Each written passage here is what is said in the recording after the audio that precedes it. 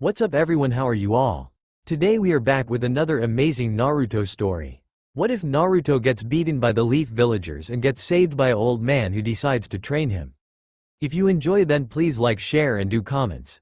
And also check the description box to original creator of this beautiful creation. As we see villagers drinking and celebrating at a festival, we also see a saddened Naruto walking amongst the crowd. You may wonder why Naruto is sad. That is because every year on this day the villagers try to kill him. But they are stopped every time by the Anbu, guarding him. Time skipped to the forest of death. "Why are you hurting me? I have done nothing to you," said Naruto. "Yes, you did. You are the demon who almost destroyed the village and killed our families," said one random villager.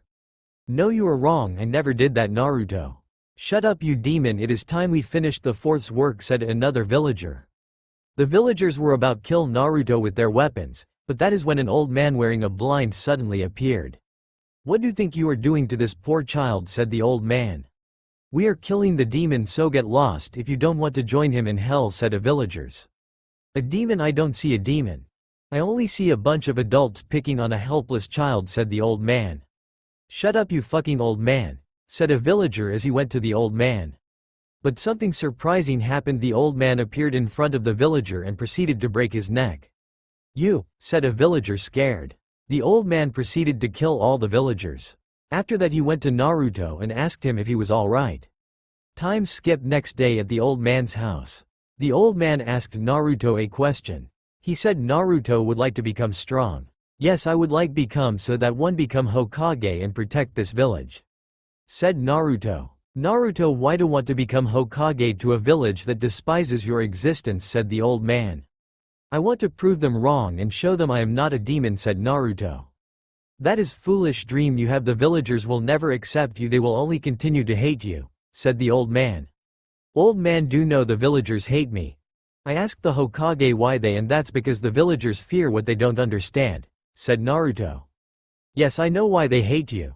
They hate you because you have the nine-tailed fox sealed inside you," said the old man. "I have the 9 tails inside me. Who sealed it inside me?" said Naruto. "It was none other than your father, Naruto, the 4th Hokage, Minato Namikaze," said the old man. "Why would he seal it inside me, Naruto?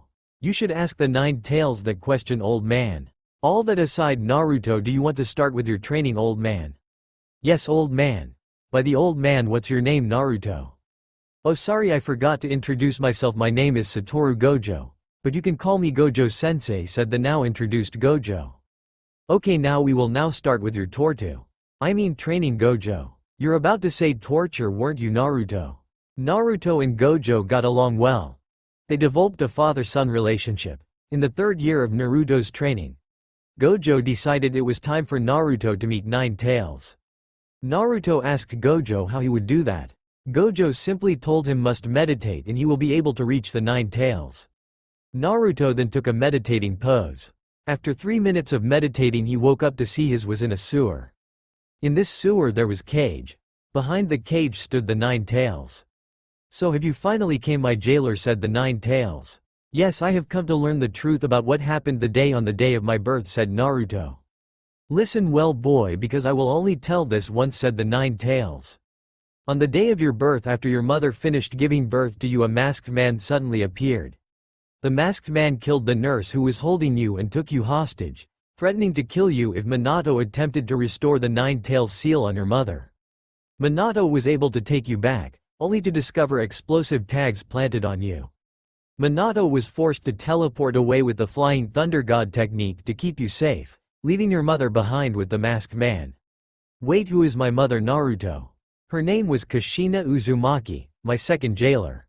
9 tails. "My mother was also your jailer." Naruto. "Yes, and the first one was also a Uzumaki." 9 tails. "Wait, Uzumaki. Am I part of a clan?" Naruto. "Yes.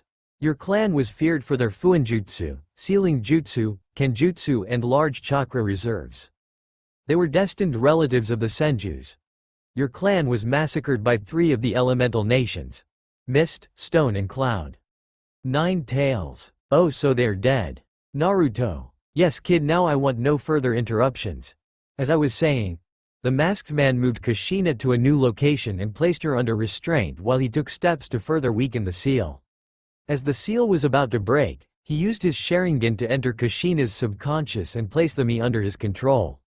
I was extracted, a process that Kushina survived due to her Uzumaki heritage.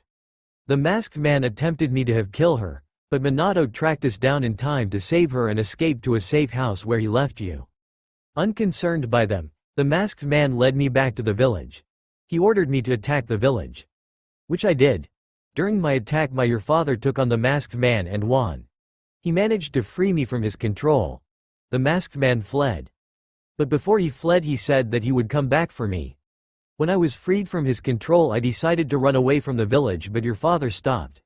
He teleported both of us to the safe house he placed you and your mother. You decided he was going to me inside you. He placed you on a sealing altar. He proceeded to use a sealing jutsu powerful enough to me but it come at the cost his life. You had me restrained with her chakra chains. During the sealing process the third Hokage showed up. Before the sealing was complete your parents asked the third Hokage to protect you. Which he has done a great job at doing, said the Nine Tails with sarcasm. When the sealing process was done your parents both died. Nine Tails. Why did my mother Naruto? She died because I was extracted from her. When a tailed beast is extracted from their host the host will die. Nine Tails. I see. Naruto. So how do you feel after hearing this story? Nine Tails. I feel alright. Thanks for telling me this. By the way, what's your name? Naruto. Why would like to know that? Nine Tails. Because I want to be friends with you Naruto. Sure kid, my name is Kurama. Bump my fist, it allow access to my chakra. Kurama. Thanks Kurama.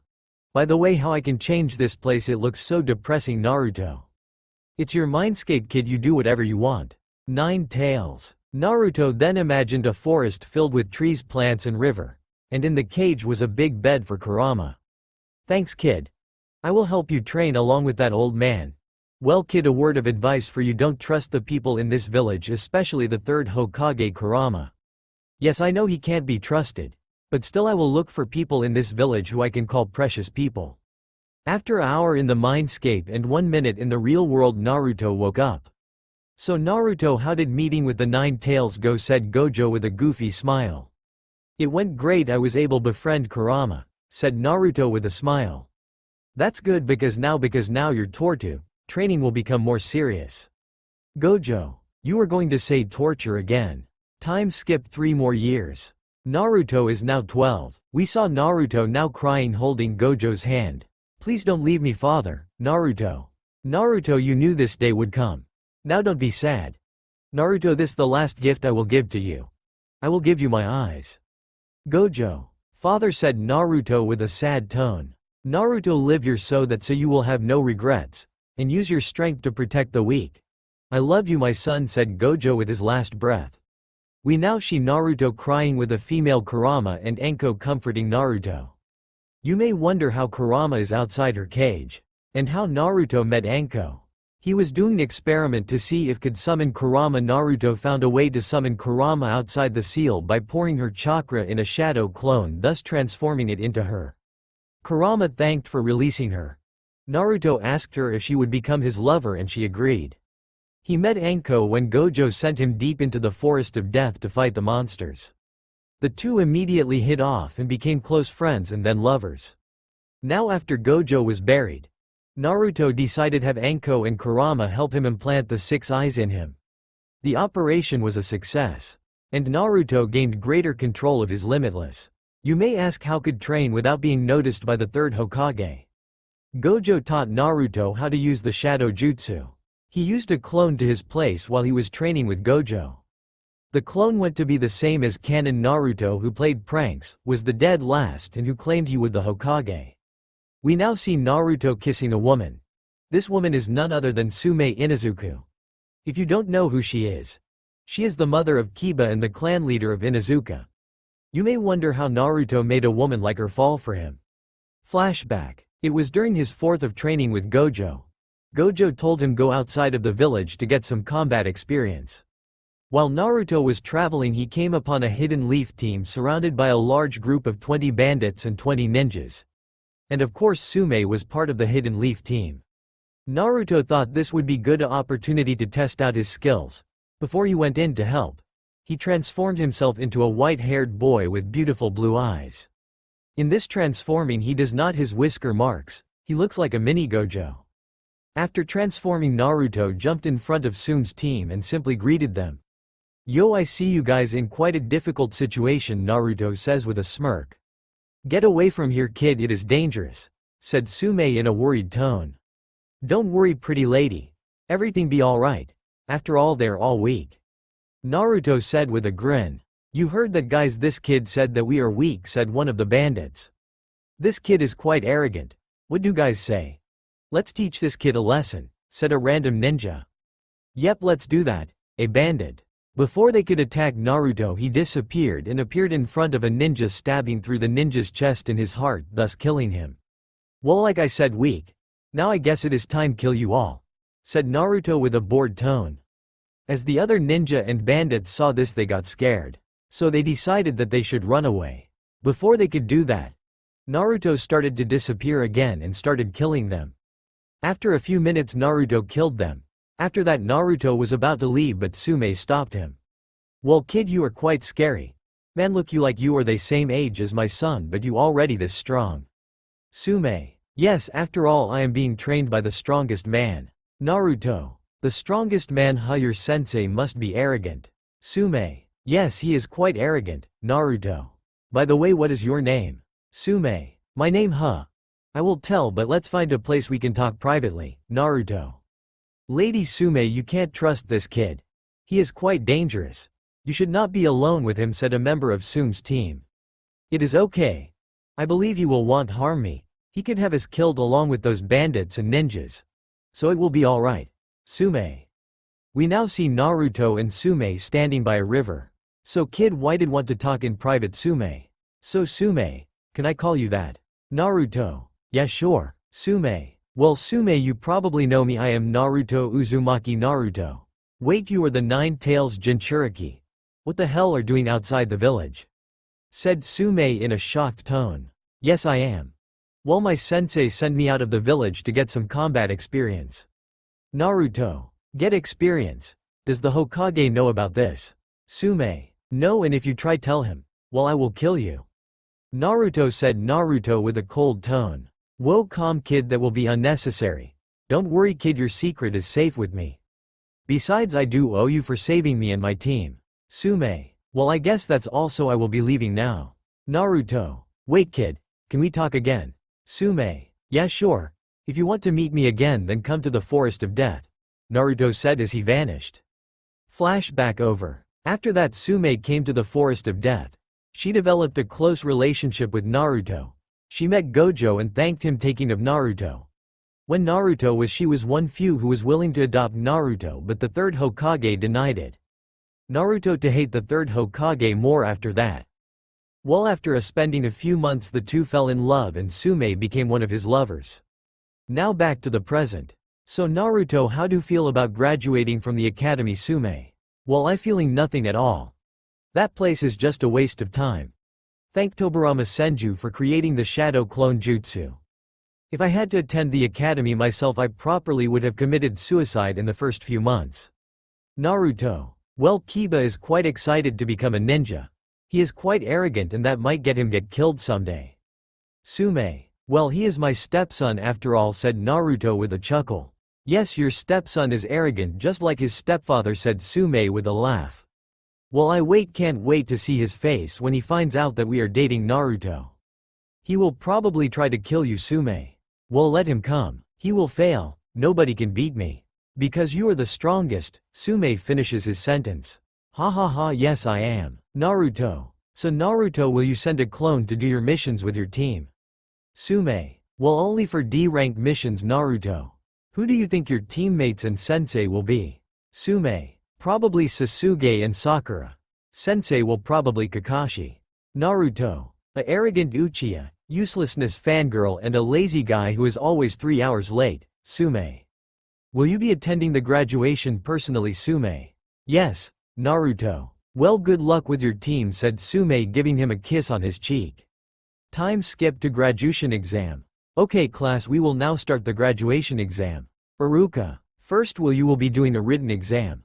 Iruka. After announcing the first test, Iruka and Mizuki start to hand out the question papers to the students. After all the students got the papers, Iruka told them they could begin. As Naruto was busy with paper, Mizuki secretly glared at him.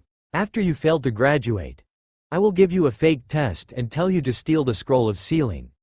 After that I will kill you and give the scroll to Lord Orochimaru and he will give me reward.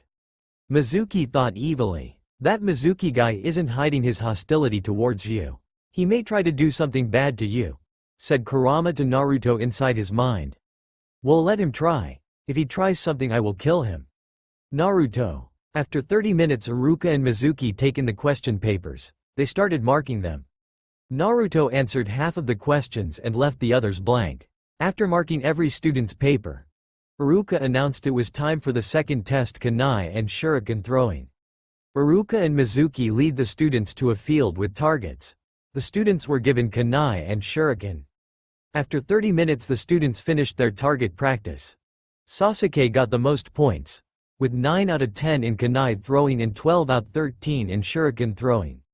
Naruto finished with 3 out of 10 in kunai throwing and 4 out of 13 in shuriken throwing. And of course the other laughed at him for getting the lowest score. Mizuki smirked at this. Skip other students. After that the third test was announced. It was a taijutsu battle between the students. And of course Naruto fought Sasuke and lost. Skip other students. Now it was the final test. Now if the students wanted to pass they would be able to perform 3 jutsu. The clone jutsu, substitution jutsu and transformation jutsu. Time skipped to Naruto's turn. Okay Naruto, to pass you have to perform 3 jutsu. Begin with the transformation jutsu. Second the substitution jutsu and lastly the clone jutsu Iruka. Okay Naruto. Naruto transformed into a nude girl and started to touch Iruka's chest.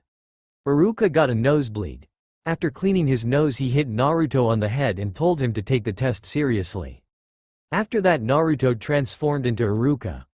Iruka told him the transformation look and told him to do a substitution. Naruto transformed back into himself and used the substitution jutsu to replace himself with Mizuki. Okay Naruto, only more jutsu. But know this, if you fail to perform this you fail the graduation exam and will have to redo a whole year of academy Iruka. Yeah okay, don't worry Iruka-sensei. You're looking at the future Hokage, said Naruto with fake excitement. Yeah, like a dead last could become the Hokage. You will probably make dead clones and fail this exam, said Kiba. The class started to laugh at what Kiba said. Well, this dead last could easily kill and he is fucking your mom, thought Naruto. Okay Naruto, do the jutsu, Iruka. Naruto started to do the hand signs for the clone jutsu. After he finished the hand signs 2 cloned pale clones came out and they fell to the ground. When the students saw this they all started to laugh. Kiba laughed the hardest. Naruto, I am sorry to say this but fail. Naruto. When Naruto heard this he looked sad. Time skip. We now see sitting on a swing watching children walking home with their parents. As he watching them he saw Mizuki approach him. Mizuki started to talk to him. He told him he should not be at Iruka for failing him. And Iruka is concerned for his safety. Mizuki told him there was another way to become a genin. He told Naruto to steal the scroll from the Hokage's office. Naruto accepted this task. Time skipped to 2000. We see Naruto standing in front the Hokage talking to him. Well Naruto, what brings here this late? Hiruzen, 3rd Hokage. Well, can't I come here to spend here? I am a bother to you Naruto. No Naruto, you can visit me anytime. What brings you here? I doubt you came just to visit me. Hiruzen, you are not called the professor for nothing. Naruto. After saying that, Naruto transformed into a naked woman. The 3rd Hokage got nosebleed and passed out. After that Naruto went to take the scroll and left the Hokage's office to go meet with Mizuki. Time skip. After stealing the scroll the Naruto started reading the scroll. He memorized all the jutsu with his 6 eyes. Naruto is hiding his 6 eyes with a transformation. He pretended to practice the shadow clone jutsu while Hiruzen was watching him through his crystal ball. Hiruzen told one of his Anbu to go call Iruka. When Iruka arrived the 3rd Hokage told him about Naruto stealing scroll. He ordered Iruka to go retrieve the scroll from Naruto. After a while of searching for Naruto, Iruka found him and proceeded to scold him for stealing the scroll of sealing. Naruto, why did you steal the scroll? Iruka, Mizuki-sensei told me if stealed the scroll I would become a genin Naruto. Mizuki did what, said Iruka as he dodged a shuriken aimed at him. After we see Mizuki appear and telling Naruto to give him the scroll. Well done Naruto. Now give me the scroll and you will pass. Mizuki, no Naruto, don't give him the scroll. He is a traitor. Run and go get backup. Iruka, Naruto, you should trust Iruka. After all, he has been lying to you this whole. Naruto, do why everybody hates you. Mizuki, yes Naruto. The third Hokage made a law not to tell you, and if someone did would be executed. Mizuki, no Mizuki, don't, it is forbidden. Iruka, shut up Iruka. Naruto, the reason why everyone hate is because the 9 tails is sealed inside you. Mizuki, the 9 tails is inside Naruto, pretending to be surprised. Naruto froze when he heard this. Mizuki saw this as an opportunity to kill Naruto. He threw his demon wind shuriken at Naruto. Iruka was going to intervene and try to save Naruto. But that is when something surprising happened. Naruto simply caught the shuriken with ease. My, did you forget to eat breakfast this morning? Because that throw of yours simply pathetic, said Naruto with a cold voice and a bored look. This change of Naruto's tone surprised Hiruzen and Iruka. Iruka snapped of surprise and told Naruto again to go call for backup. Naruto simply ignored him and continued looking at Mizuki with a bored look. You demon, how dare you mock me? I will kill you. Mizuki, Naruto, run, you are no match for him. Let me handle him. Iruka, don't worry Iruka-sensei, everything be alright. After all, he is simply too weak. Naruto says, taunting Mizuki. What did you say? I will kill. After killing you I will. Iruka, Mizuki. After Mizuki said that, Naruto made the seal for multi-shadow clone jutsu. Tons of clones appeared. Hiruzen, Iruka and Mizuki were surprised that Naruto mastered the shadow clone jutsu. After summoning the clones, Naruto orders them to attack Mizuki. The clones easily beat him. As a defeated Mizuki laid on the ground, Naruto took out one of his kunai and went to kill him, but he was stopped by Iruka.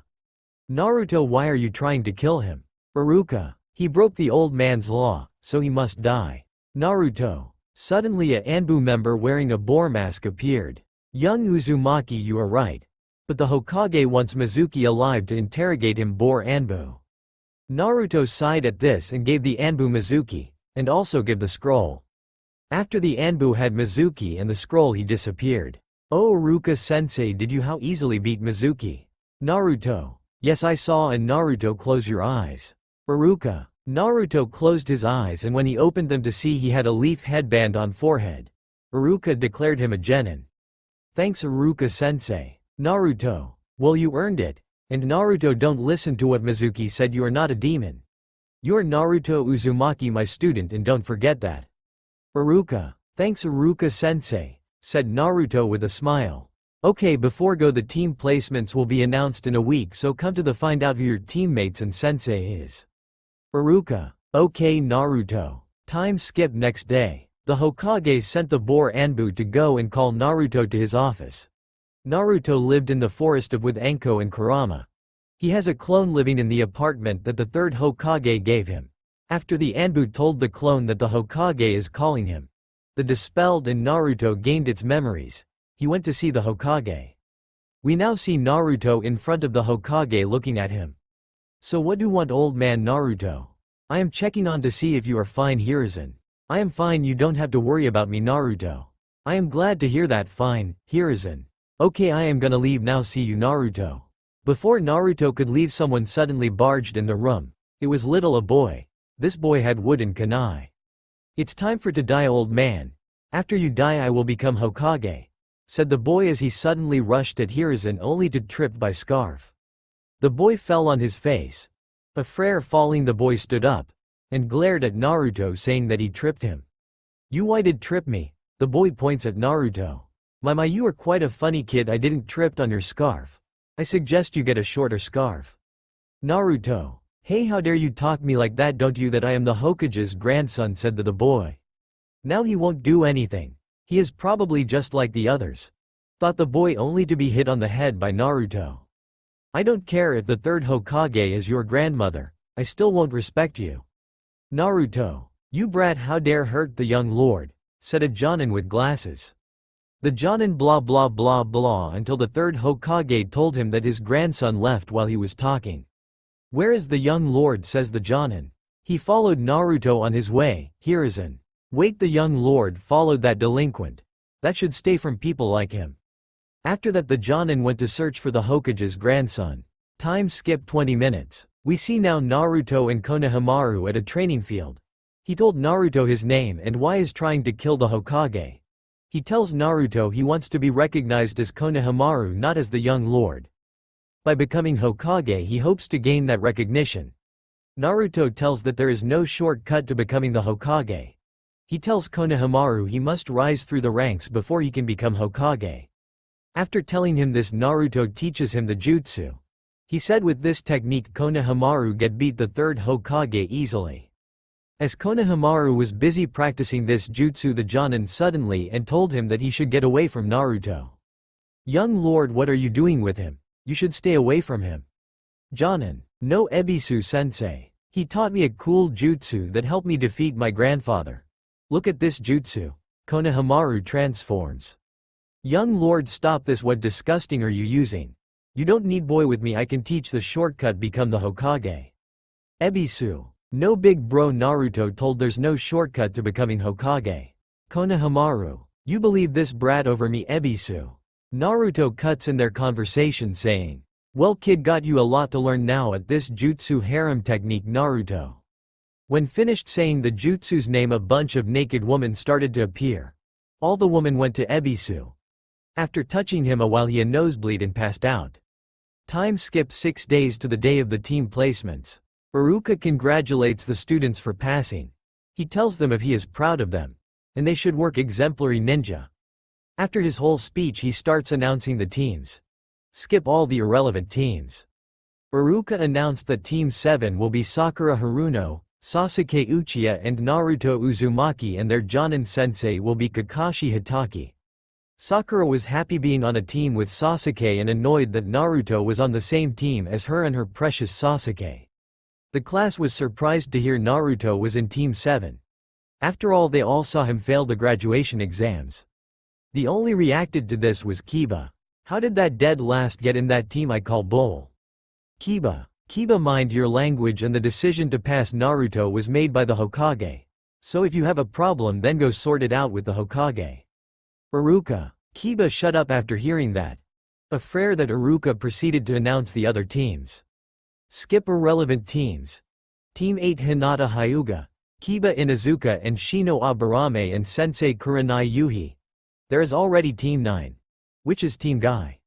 Team 10 Choji Akamichi, Shikamaru Nara and Ino Yamanaka and Asuma Sarutobi.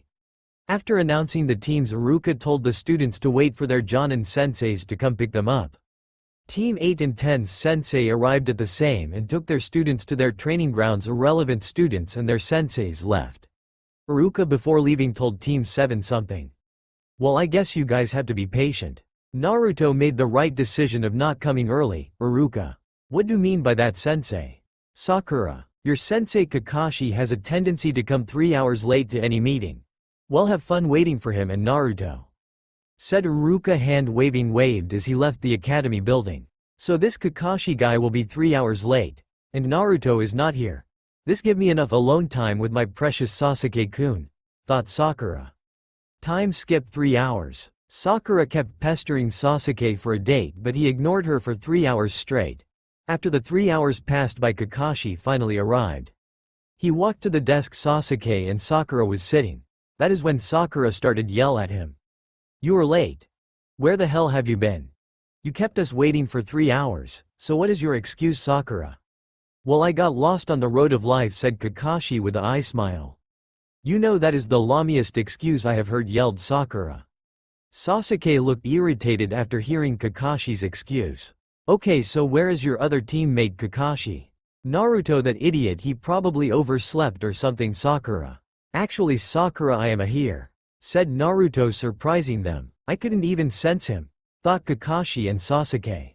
When the team looked at Naruto, they were surprised. He no longer looked like the short yellow-haired boy with whisker marks. He also was not wearing that horrible orange suit. Naruto's appearance changed dramatically. He was now tall. He has snow-white hair. He has a blindfold over his eyes. He is wearing a dark blue zip-up jacket with a high collar that's also fairly wide. He also has slim-fit matching black pants and black dress boots. And also he did not have whisker marks on his cheeks. Kakashi and Sasuke were surprised about this change. But Sakura shrugged this off and started to say something to Naruto. "Naruto, you idiot, why the hell are you late?" Sakura: "Oh well Sakura, I kinda get lost on the road of life, Naruto."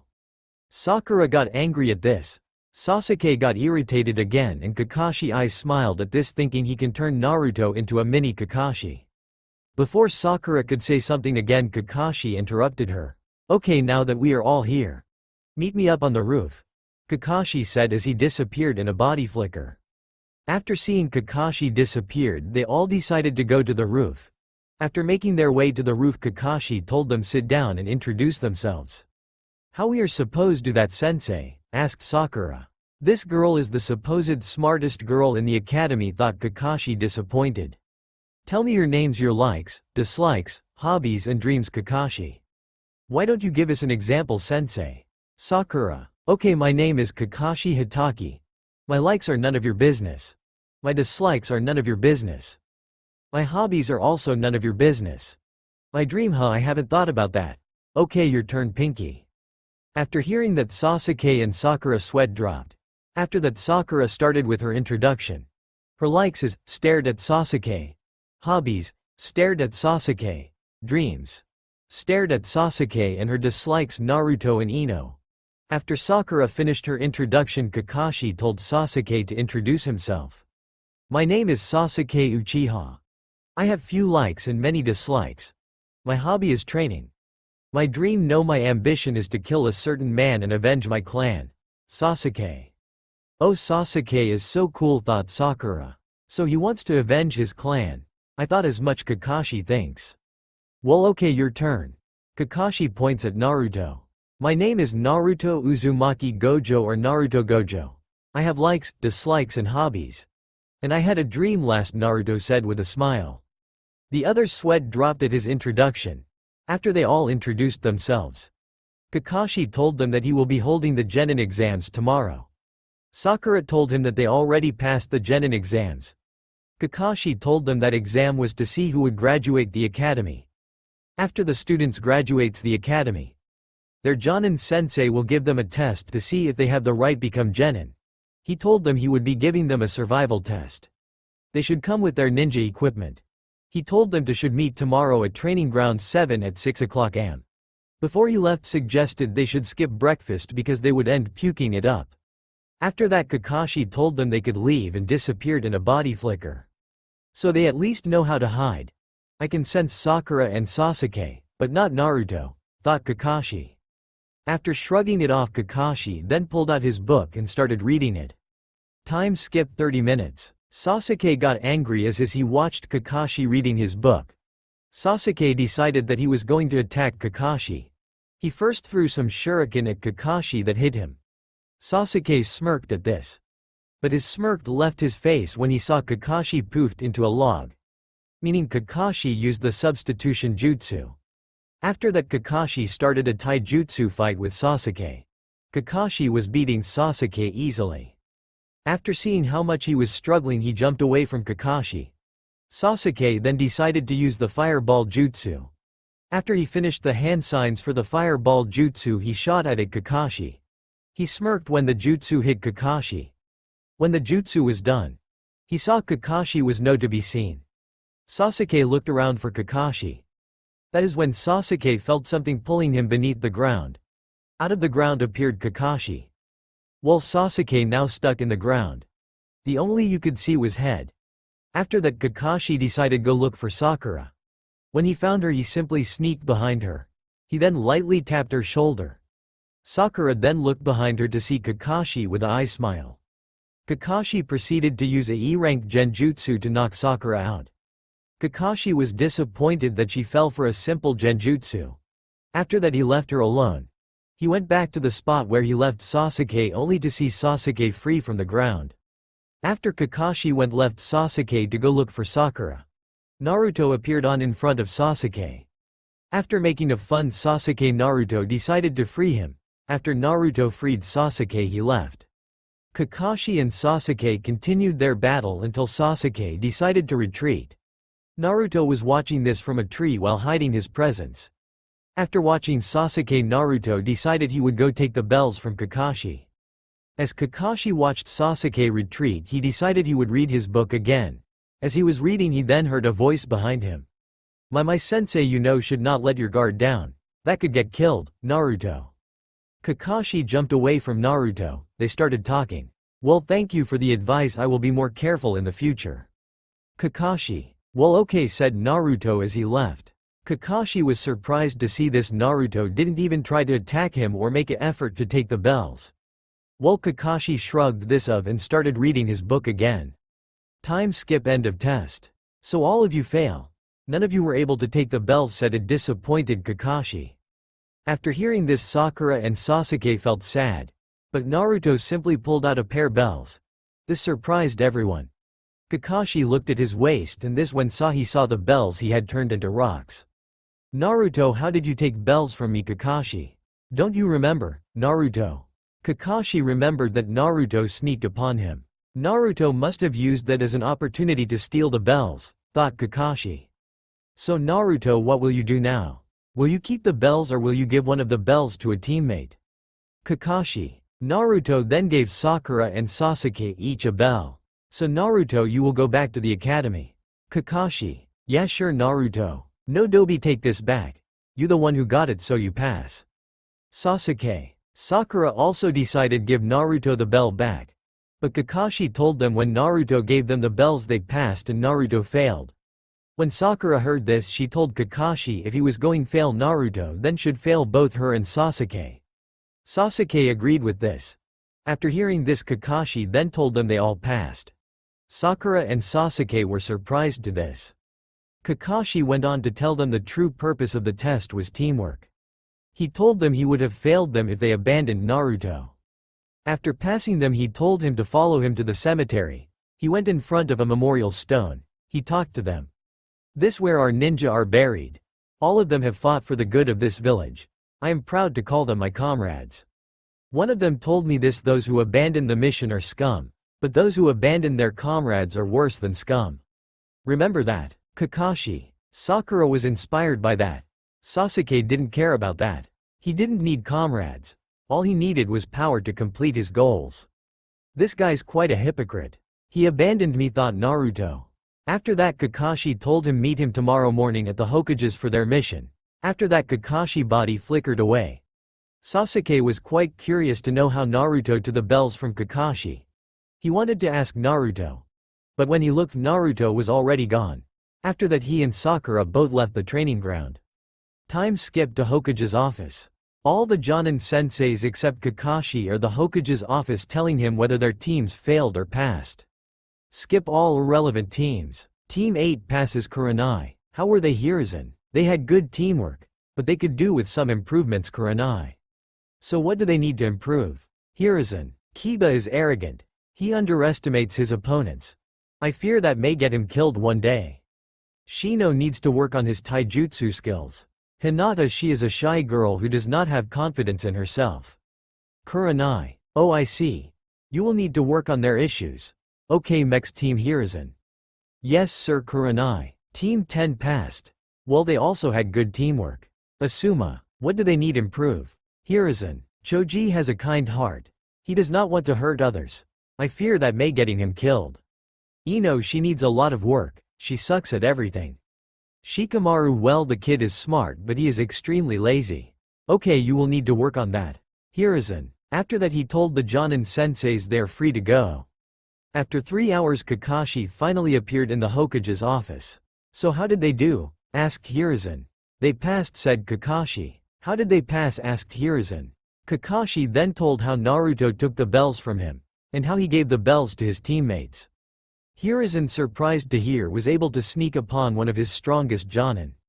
Hokage-sama, I think there is something going on with Naruto. Kakashi. What makes you think that, Hiruzen? His appearance has changed quite drastically. and he calls himself Naruto Gojo. Kakashi, what do you think has brought this change upon Naruto? Hiruzen, well, I think he was trained by someone whose name was probably Gojo. Kakashi, well, maybe you are right. If we want to find out, we will have asked Naruto himself. Hiruzen, if that is all, I will leaving now. Kakashi body flickered. We Hiruzen the cursing the mortal enemy of any cage, which was paperwork. Damn you Minato, how were you able to finish this so fast?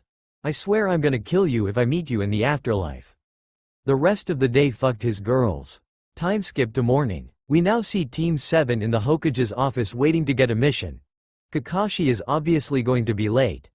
The Hokage was surprised to see Naruto's new appearance. Kakashi was not kidding when he said your appearance changed drastically. How do you even know where to go with that blindfold on? Hiruzen, by channeling chakra into my eyes I can see through this blindfold, lied Naruto. Oh, I see. Well, I like the new look. Hiruzen, thanks Naruto. Time skip 1 month. After a series of uneventful D-rank missions, Naruto is able to secure a C-rank mission for Team 7, escorting Tazuna to the Land of Waves. So this is the team escorting me. One blind kid, a girl who looks she can't protect herself, and a kid who has a duck but hairstyle they don't like much. Tazuna. Sakura got angry at this. She wanted to attack Tazuna but was stopped by Kakashi. Don't worry, I am a Jonin, so we'll be able to handle any trouble that comes along. Kakashi. Okay Tazuna. Time skip next day. After leaving the Leaf Village, Team 7 they made their towards the Lands of Waves. While walking, Kakashi saw something strange, a puddle. Why is a puddle so strange? That is because it has not in rains for days. Kakashi figured out this was an enemy waiting to ambush them. The others did not notice this except Naruto. As Team 7 and Tazuna draw closer to the puddle, 2 men suddenly appeared. The men suddenly surrounded Kakashi and ripped him to shreds with their chains. After killing Kakashi, they decided to go straight for Tazuna to kill him. They were stopped by Naruto, who appeared in front them. Naruto then decided to use his adamantine sealing chains to restrain them. Naruto caught them with his chains, thus sealing their chakra. Kakashi and Sasuke were surprised to see this. So he has awakened his mother's ability, thought Kakashi from a tree after seeing the 2 restrained Kakashi in front his team and Tazuna. Well, good job Naruto. Kakashi-sensei, you are alive, said a surprised Sakura. Kakashi then points to the spot where the 2 attackers attacked him. At that spot laid a log that was shredded. Wait, if you were alive then why didn't help us, Sakura? I wanted to see how you would handle the situation. Naruto, you should also let teammates do some of the work. Kakashi, sure, but before that shouldn't we asking Tazuna something? Naruto, so also figured it out. Kakashi, what do you mean, kid? Tazuna said nervously. These 2 were after you. Why is that? Kakashi. Tazuna confesses that assassins have been hired to kill him by Gojo and that he couldn't afford the bodyguard detail he needs. He tells about the situation of his country. The Land of Waves has many rivers running through it and is famous for its mangroves, which are filled with all kinds of lifeforms. Though an isolated island, relying on shipping for commerce and trade, it was prosperous. This changed when Gojo set his sights on it, breaking the people's will and monopolizing the shipping industry. In order to break this monopoly, Tazuna pursued the construction of a bridge connecting the island to the mainland. I see, but my team aren't capable of handling a mission like this. This will be at least a rank mission. Kakashi. After a serious discussion, Team 7 decided to continue with the mission. Team 7 decides to continue with it. They meet up with one of Tazuna's friends who takes further into the Land of Waves with a boat ride. Time skip. Team 7 has now arrived at the Land of Waves. The team was walking when Kakashi told them to get down. The team and Tazuna listened to him and got down. As they got down, a large blade flew above, pinning it stuck to tree. A man suddenly appeared on the blade. Kakashi recognized this man as Zabuza Momoichi. Well, if isn't Zabuza Momoichi rogue ninja from the hidden mist, Kakashi says as he reveals his Sharingan. Why does he have Sharingan? Thought. Sasuke, I know you have questions, we'll answer them when we are safe. Kakashi. Well, isn't the copy ninja Kakashi Hitaki? My what honor? You know we don't to fight, all you have to do is hand over the old and I will be on my merry way. Zabuza. Not happening. Kakashi. Well, I guess we'll have to kill you. Zabuza. Zabuza creates mist using the hidden mist jutsu. As Kakashi saw this, he told his team to protect Tazuna while he fights Zabuza. Naruto then uses a wind jutsu to clear the mist. After the mist was cleared, Kakashi and Zabuza then proceeded to battle. The battle goes like canon. Kakashi is captured by Zabuza in his water prison jutsu. Kakashi then tell them to run away. But Sakura and Sasuke were frozen in fear. Naruto thinks that this is an opportunity for him to show off. You don't have worry, sensei. Everything will be fine. After all, he is weak. Naruto. That is brat you got there, Kakashi. Zabuza. Zabuza then decides to create a water clone. He then used the substitution jutsu on his clone to take over the water prison jutsu. Zabuza decides to attack Naruto. Zabuza tried cutting Naruto, but every time he tried to cut him, he dodged. Zabuza got tired of this and decided to use a jutsu on Naruto. He then created a large water dragon at Naruto. Zabuza smirked as he saw the attack hit Naruto. But the smirk left his face when he saw Naruto looking completely fine. Zabuza wanted to use another jutsu, but he was stopped by Naruto, who kicked him away. After kicking Zabuza, Naruto went to free Kakashi from the water prison. He easily destroyed the clone who was holding Kakashi prisoner. Kakashi thanked Naruto for saving him. Kakashi told Naruto he would continue his fight. Zabuza and Naruto should go back to protecting Tazuna. Naruto refused this, told Kakashi he wanted finish fight. After convincing Kakashi to let him fight, Zabuza appeared. He started going through some hand signs but stopped again by Naruto, who used cursed technique lapse. Blue to pull Zabuza towards him. When Zabuza was near him, Naruto used cursed technique reversal. Red to push him through a bunch of trees. This injured Zabuza severely. After getting out from the trees, Zabuza decided he was going to end it all with one jutsu. Zabuza proceeded to create 3 water dragons, which he sent at Naruto. As the water dragons made its way to Naruto, Naruto started to take off his blindfold, which revealed his beautiful blue eyes. Before the dragons reached him, he made a hand sign and said, "Domain expansion infinite void Naruto." As Naruto said those words, the world suddenly turned white and 3 dragons disappeared, immediately after activating. The infinite void proceeds to attack the target with infinite knowledge and makes them see and feel everything and nothing at once, which is the true essence of a void. Consequently, the target is immediately paralyzed, being unable to think or move. After a while, Naruto decides to cancel his domain. After Naruto cancelled, he decided to kill the now paralyzed Zabuza. As Naruto was going to kill Zabuza, suddenly 3 senbon flew out of nowhere, striking Zabuza in the neck. After that, a masked individual appeared. This masked individual appeared to be a hunter nin, a ninja who specializes in hunting rogue ninja. She thanked Naruto, telling him she was grateful for him weakening Zabuza so that she could deliver the finishing. Naruto knew this girl was lying but decided to let it go. The hunter nin took Zabuza's body and disappeared. After that, Kakashi, it was time for them to go to Tazuna house. And when they make it there, he and Naruto will have a talk about his abilities.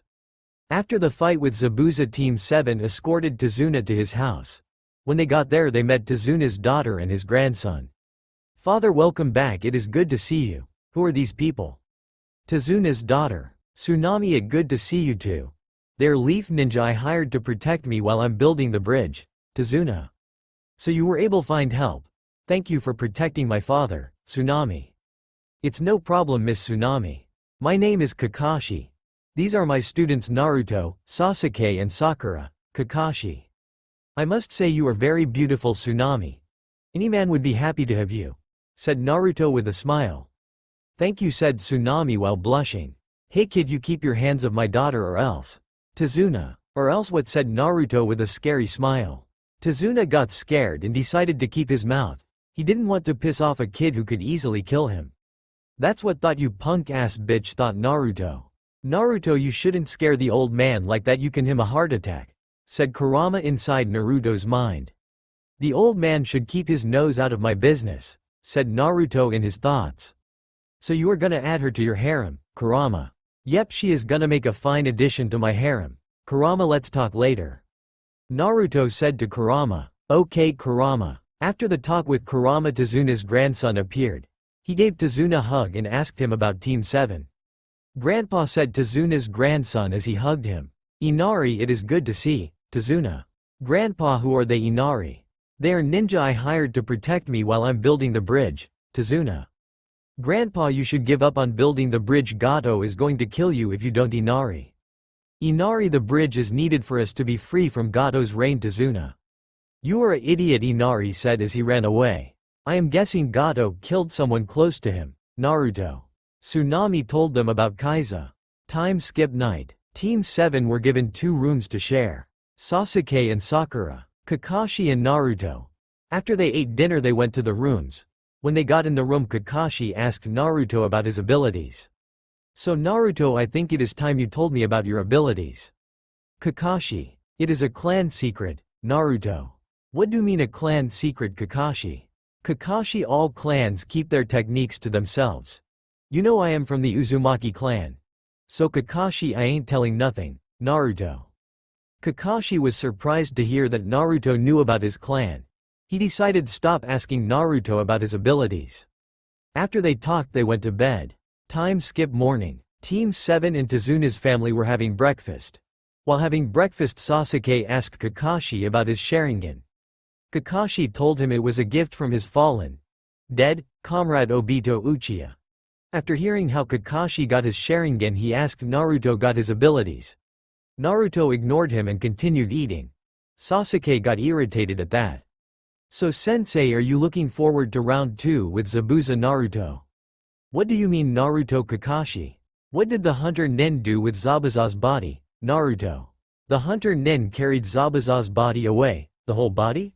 Kakashi questioned. If you thought about that, the weapons and the timing for interference, Zabuza's survival became extremely obvious. This is bad. It looks like Zabuza's alive, Kakashi. Why do you think that, Tazuna? Hunter Ninja protocol is to destroy the bodies of victims on the spot. The fact that the hunter killed Zabuza in such a potentially non-fatal way and carried him out afterward almost definitely means that they're secret accomplices, Kakashi. But now that you've seen Zabuza fight, you'll have a better idea of his moves and how to beat him without the Dobi's help, Sasuke. He also has seen me and Naruto fight. He now has an understanding of our abilities. We do have some time before Zabuza returns. It takes about a week to recover from a fake death, Kakashi. So what are we going to do? Kakashi-sensei, you struggled against him, Sakura. I will train you guys, Kakashi. As if a week of training can make such a difference against a Jonin, Sasuke. While a week of training won't put you on Zabuza's level, you might stand your own against one of his water clones. Maybe it'll put you on the level of the Demon Brothers. Whatever the case, this training will help, Kakashi. So what are you gonna teach us, Sasuke? What I am going to teach you is not taught at the academy. It's considered dangerous to do without supervision, so they let us Jonin-sensei teach it instead. I think you guys are finally ready to learn it, Kakashi. So what is it, Sakura? I will teach you how to climb trees. If that is all, I will be leaving now. Naruto. Naruto, this technique is it will allow to use your chakra more efficiently, Kakashi. Kakashi, I already know the technique. I also know water walking. Naruto. Naruto walked on a tree to demonstrate. Kakashi was surprised and Sasuke was jealous. After seeing Naruto climb the tree, he allowed him to leave. Kakashi created a clone to oversee Sasuke and Sakura's training so that he could Tazuna while he is building the bridge. Sakura did better than Sasuke in tree climbing. Sasuke was struggling. After Sakura finished scaling her tree, which took less than 2 hours, clone Kakashi took her to a forest pool for water walking, which she finished by the end of the day. Her progress was truly astounding, despite her lack of stamina. While Sasuke and Sakura were training, Naruto walked around in the land of waves. While walking around, he saw the effect of Gojo's rule had on wave. Everywhere he walked he saw starving children and adults. As Naruto saw this, he sweared would give Gojo a terrible death. After walking a while, Naruto decided to look for Zabuza and his accomplice. While looking for them, he stumbles upon a young lady picking herbs in a forest. He recognized her as the hunter Nen. Naruto decides to greet her. Good afternoon, Miss Naruto. The fake hunter Nen was surprised to hear Naruto. He hid her surprised expression and greeted Naruto.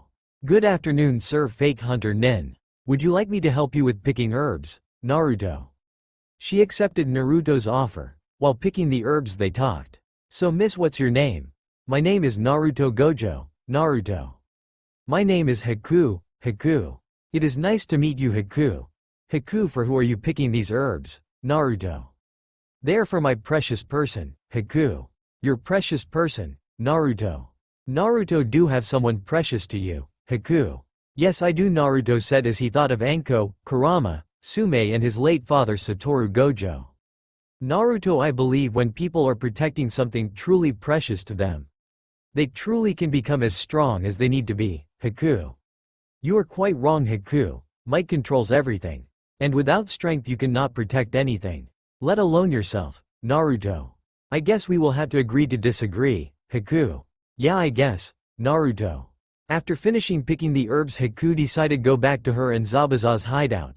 Before she left, Naruto touched her to put a Hirishin mark so that he could teleport to her location, and he said something to her.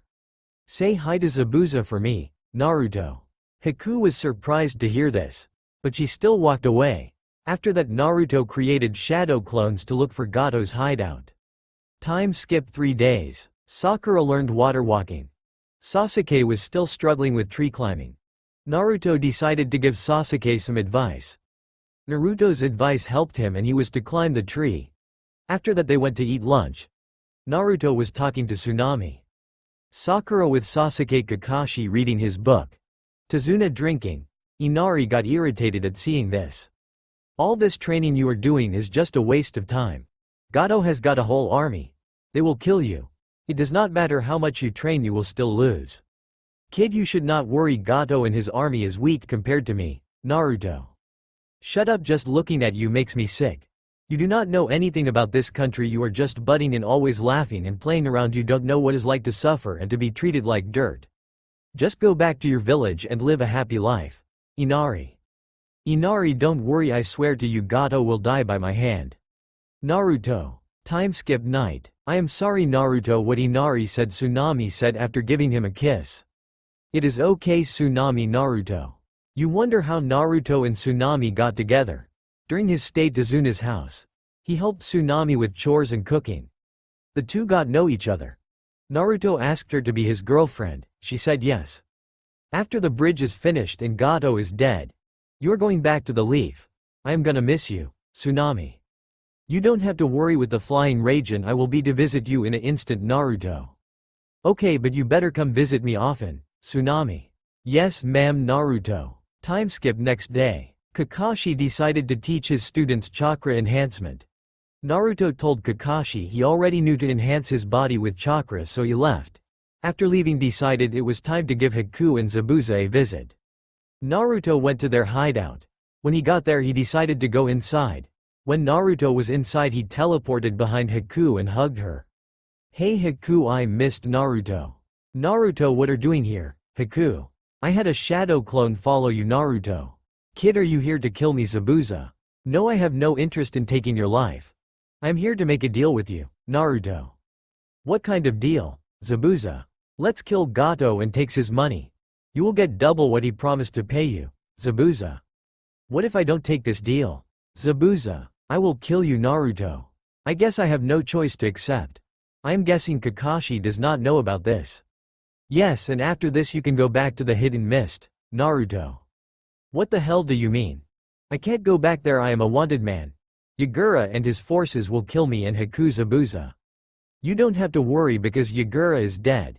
The hidden mist has a new Mizukage maid, Terumi. She will welcome you back if you tell her I sent you. Naruto. Kid, did you kill Yagura, Zabuza? Yes, Naruto. Kid, how this powerful at such a young age, Zabuza? I had a great sensei, and also I am the reincarnation of Ashura Otsutsuki, the son of the Sage of the Six Paths, Naruto. You are related to the Sage of the Six Paths. I thought that he was just myth, Zabuza. Yes, he was real, Naruto. So how we are going doing to this, Zabuza? We will kill Goto on the bridge, Naruto. What do you mean? Why would Goto come to the bridge, Haku? I had some of my clones find Goto's base. My clones heard him say something interesting, Naruto. What did he say, Zabuza? He said that he wasn't going to pay you guys. He said that he would bring his army to kill us all when we're weakened. And he would his goons after Tsunami Tezuna's daughter Naruto. I am going to kill that bastard, Zabuza. No, you not going to kill him. I already promised my stepson I would kill him, Naruto. Wait, Naruto, you are married, Haku. No, I am not, but I have 4 girlfriends, Naruto. Haku got little jealous when she heard that Naruto had 4 girlfriends.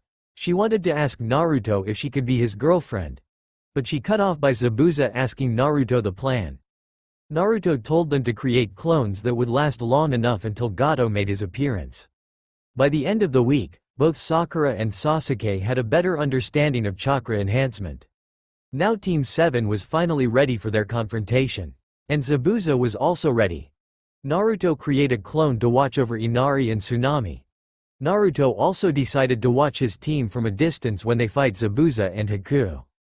Time skip to bridge. Kakashi, Sasuke and Sakura were walking to the bridge with Tazuna behind them. When they arrived, they saw all the workers either unconscious or unable to get up or even move. What happened here? Asked Tazuna fearfully. As he finished speaking, a dense mist rolled in. Sensei, it's Zabuza, isn't it? This is his hidden mist jutsu, asked Sakura. Well, Kakashi, I see you still have those brats with you. Pitiful, that one is still trembling, said Zabuza. At that moment 7 water clones of Zabuza appeared around the group. Sasuke grinned and said he was trembling with excitement.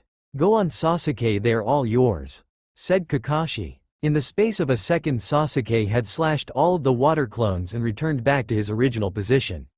The clones turned back into water. Seems like you have a rival, Haku, said Zabuza.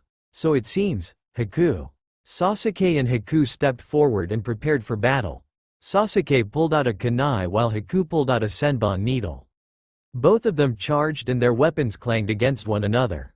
Sasuke kept trying to get past Haku's guard, but Haku was just as fast as him, making it impossible.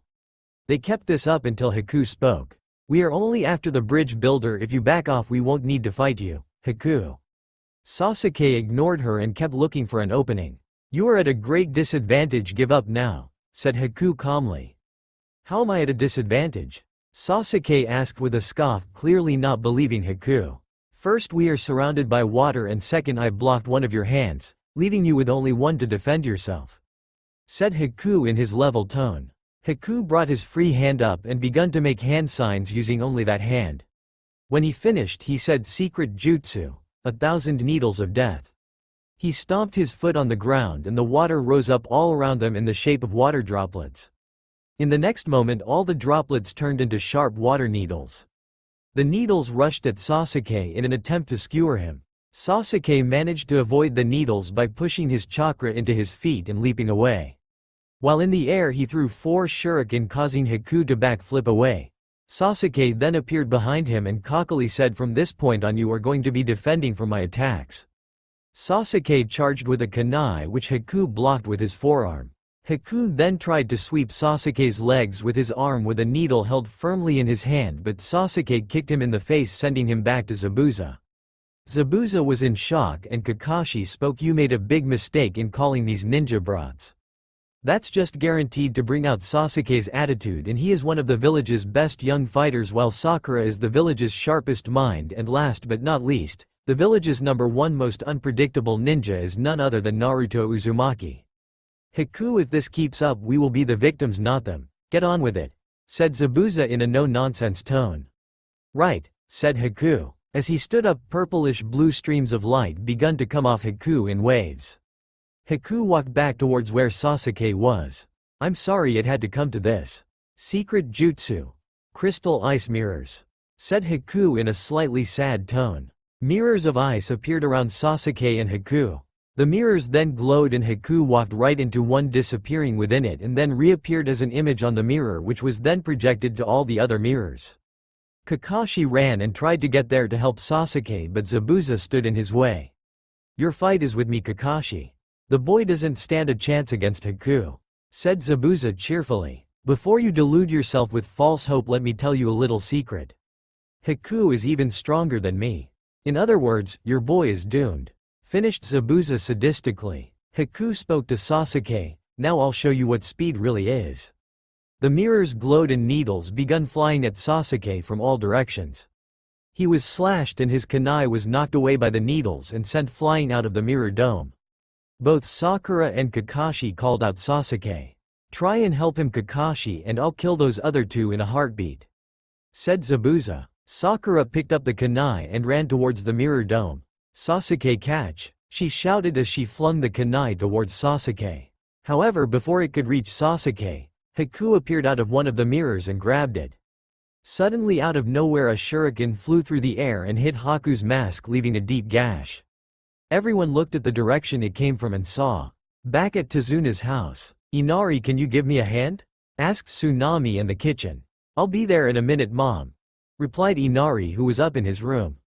All of a sudden the front door was slashed and crumbled into pieces by two bandits who had just appeared. Tsunami screamed as they hit her.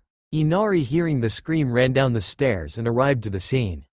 Sticking his head cautiously around the hall, he looked to see what was wrong. "Mum!" cried Inari. "Inari, go away from here now!"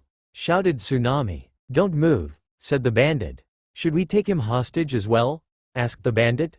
The bandit was of tall stature, wore an eye patch over his right eye while his left eye was white with a black pupil, and had brown hair which he parted in 3 parts, finishing in an elaborate top knot.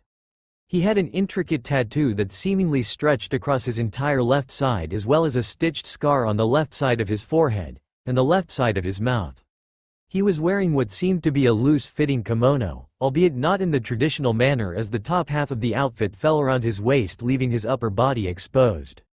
He also wore bandages wrapped around his waist, simple sandals, and carried a fairly long sword. Clone Naruto was watching this from a tree. He wanted to see what Inari would do. "No, Gato said only one hostage," replied the other bandit. This one was a light-skinned man with bluish-white hair and also had black eyes. He also had lined markings tattooed under his eyes. He wore a dark purple hat on this head, the top of which extended far beyond the top of his head. He also wore a blue jacket with multiple pockets and had a blue-handled katana tied to his waist. "Alright, that means I can cut him up," said the first bandit excitedly as he moved his hand to his sword. "No, don't hurt him, he is just a boy. If you want a hostage I'll do anything, but if you hurt him I'll bite my tongue and kill myself," shouted Tsunami. "Well, looks like your mum came through for you, huh kid?" said the second bandit. "It's a shame, I was really in the mood to cut something," said the other bandit. "Relax, and anyway you've already drawn blood today," replied his partner. The three walked out and Inari started crying. "I couldn't do anything, I'm so weak," he thought as he kept crying. Then he remembered what Naruto said. He should stop being a coward. Then he thought of his dad and mum and his grandpa and thought, "Can I be strong like them too?" Having a change of heart, Inari decided he wouldn't cry anymore and charged outside.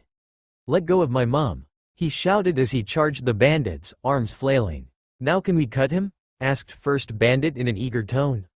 "Sure," replied the other bandit. "No, don't touch him, if you do but she didn't finish what she was saying as she was chopped from behind and the bandit said, "Take a nap."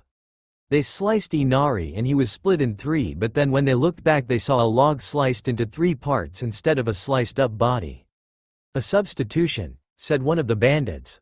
Clone Naruto had decided to jump in and stop the bandits from slicing Inari and rescued Tsunami, who had woken up. She blushed slightly. "Good job, Inari, thanks to your distraction I was able to save your mum, although the hero always shows up at the last minute anyway," said Clone Naruto. "Naruto?" asked Inari wide-eyed. "I would prefer if you called me Dad," said Clone Naruto. "Get him," said the bandits as they charged at Clone Naruto, swords drawn. Naruto simply threw 2 shuriken with Hirishin mark, which they easily deflected with their swords. They then bragged, "You're going to have to do better than that." "I did," said Clone Naruto, smiling as he teleported to the shuriken in an instant. Naruto killed the bandits by stabbing with kunais. "Inari, you were very brave," praised Naruto. Inari started crying. "Damn it, I promised myself I wouldn't cry anymore," sniffled Inari. Clone Naruto placed a hand on his shoulder and said, "It's all right to cry if you're happy." "Well, let's go inside," said Clone Naruto. After that they went back inside the house. On the bridge, Naruto decided to help Sasuke. Naruto threw a shuriken which struck his mask. Everyone looked in his direction and Naruto, arms crossed over his chest, had only one thing to say. "Naruto Uzumaki Gojo is here," he shouted. Kakashi looked glad to see Naruto. He told Naruto to provide Sasuke with backup. Naruto then teleported to Sasuke. "Sasuke, tell me what you know about this jutsu," he said, seriously. "He uses mirrors to transport himself at super speeds and it appears as though he is all around when he is really in one place." Sasuke summed up. "Have you tried any fire jutsus?" inquired said Naruto. "Yeah, but they don't work or I wouldn't be in this mess, idiot," Sasuke stated. "Fine, well now it's my time to try my own jutsu fire style, Grand Fireball Jutsu," he shouted as a great fireball emerged and struck a mirror. Once the flames died down it was clear nothing had happened. "Told you," said Sasuke arrogantly. "Fine, I'll go with Plan B Shadow Clone Jutsu," shouted Naruto, and a Naruto for each mirror appeared, totaling 15 in all. "Sasuke, I noticed for a while that you were able to keep up with his movements. Have you managed to activate your Sharingan?" Naruto asked. "No, but I'm close," he said reluctantly. "Very well, watch the battle and try to anticipate his movements. Once you achieve it we will attack him together. Until then, charge!" yelled Naruto, commanding all his clones to attack a mirror. Sasuke watched intently and could see Haku jumping from mirror to mirror. He saw all the clones destroyed, but then his eyes widened when he saw Haku throw 5 needles, all at Naruto's vital organs. He then charged and pushed Naruto out of the way only to take the needles himself. Sharingan activated at last. Naruto was surprised to say the least, as he didn't exactly think of Sasuke as a friend and thought the feeling was mutual. "Why Sasuke?" Naruto asked, clearly surprised. "I don't know, I just saw it and moved." "Naruto, I hated you, you were always a nuisance," he growled. "Arg, I didn't ask for you to save me, so why did you do this?" "Naruto, my body just acted on its own," said Sasuke weakly before collapsing onto Naruto.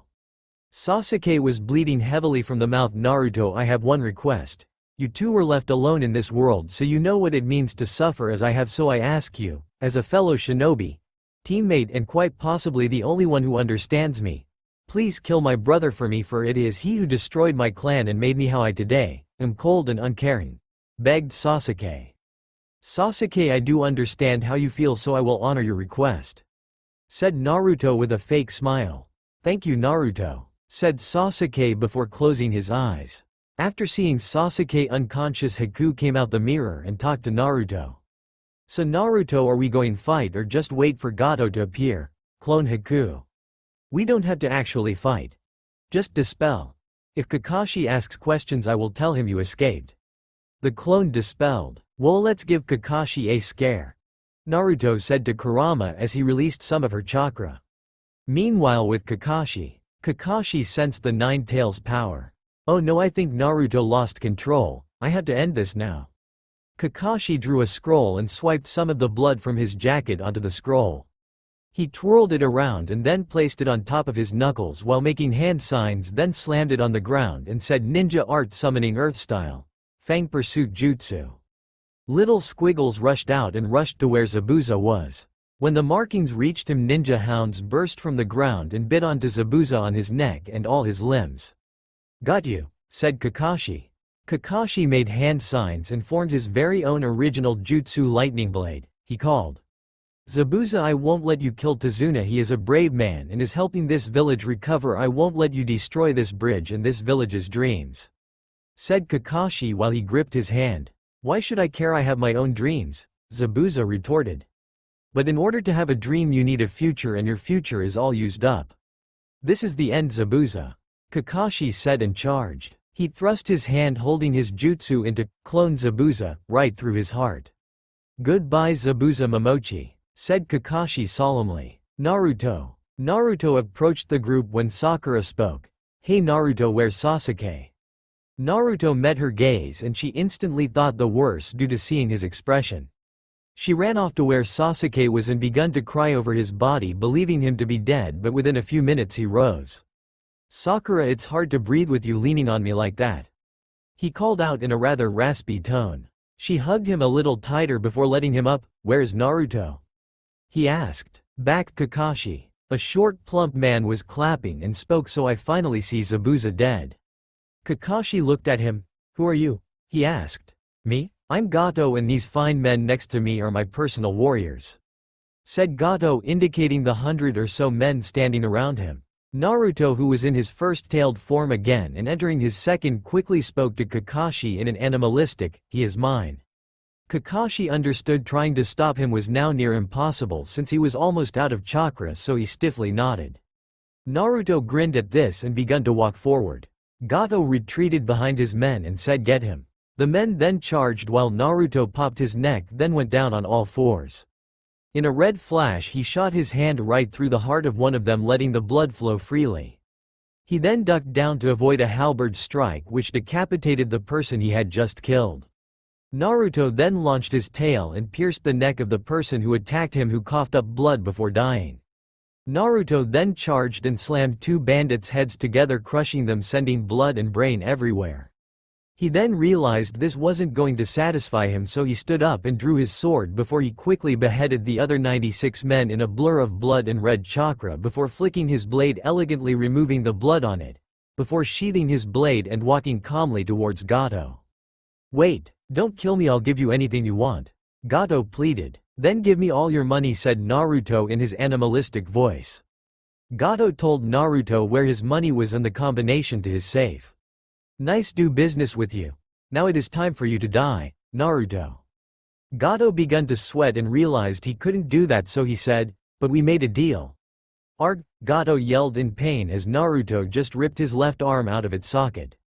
"Goodbye," growled Naruto. He watched the blood fall of the left arm in morbid fascination and then cut both of Goto's legs at the knee with his sword. Then he stood on his last remaining limb and growled while pulling his arm back, fingers all together in the shape of a knife and claws extended. "This is for all the hurt you have caused," said Naruto before plunging his hand right through his lung, causing him to cry out in pain and cough out blood. The torture was soon to end as Naruto then brought his other hand up in the shape of a fist. "And this is for my son Inari," he almost whispered before smashing his hand on Goto's skull, going right through his brain, killing him instantly.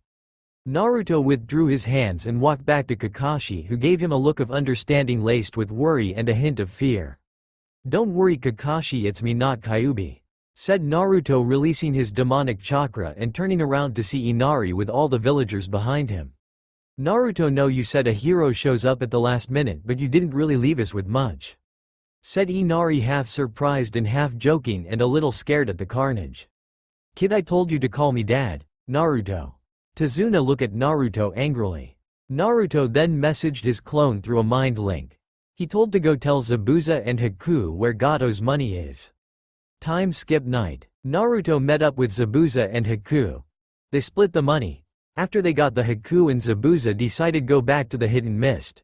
Before they, Haku gave Naruto a kiss. When Naruto got to Tazuna's house, he went to Tsunami's, gave a scroll with money. He would come back to unseal it. Time skip week. The bridge was finished in Team 7 and were just about to head back to the Leaf Village. Before they left, Inari spoke, "Guys, come back real soon, okay?" "Don't worry Inari, I visit you guys soon," said Naruto, smiling. Naruto walked up to Tsunami and kissed her on her lips. Tazuna glared at Naruto. Kakashi giggled pervertly at this. Sakura was surprised to see that Naruto the dead last have a girlfriend. Sasuke just looked indifferent. "Thanks Naruto for everything you did for us," said Tsunami. "No problem babe, Naruto." As they were leaving, the villagers began to ask about the name of the bridge before Tazuna spoke, smiling at Naruto, moving away in the distance. "We will call it the Great Naruto Bridge." Tsunami chuckled. "That's a good name and hopefully it will stand as a beacon strength for years to come, just like Naruto was for this village and the bridge," said Tsunami with a slightly dreamy expression. To Leaf Village. Team 7 made it back to Leaf Village. Kakashi told they would need give the Hokage a report of the mission. When they got there, Kakashi gave the Hokage a report of the mission. He left out the part of Naruto's abilities and Naruto's usage of the 9 tails chakra. He decided he would tell him that privately. After the report, the Hokage dismissed Team 7. Naruto, Sasuke and Sakura left the Hokage's office. Kakashi stayed to tell him about Naruto. "Kakashi, is there something important you wish to discuss, Hiruzen?" "Yes, there is Lord Hokage. It is about Naruto, Kakashi." "What did he do?" Hiruzen. Kakashi told him about Naruto's curse techniques Red, Blue and Infinite Void, him defeating Zabuza, and about Naruto using the Nine Tails chakra. This is quite disturbing. To think that someone so young is that powerful. The one who trained must be very powerful, Hiruzen. I asked him about his abilities. He told he wouldn't tell me. He said it was a clan secret, Kakashi. Does Naruto know about his clan, Hiruzen? It appears so, Kakashi. Well, I hope that Naruto does not become an enemy to the Hidden Leaf, Hiruzen. The village has given him enough reason to, Kakashi. Let's just hope for the best, Kakashi. Keep a close on Naruto. Report if he does anything suspicious. Yes, Lord Hokage. Oh, I forgot to tell you. Naruto got a girlfriend in the Land of Waves, Kakashi.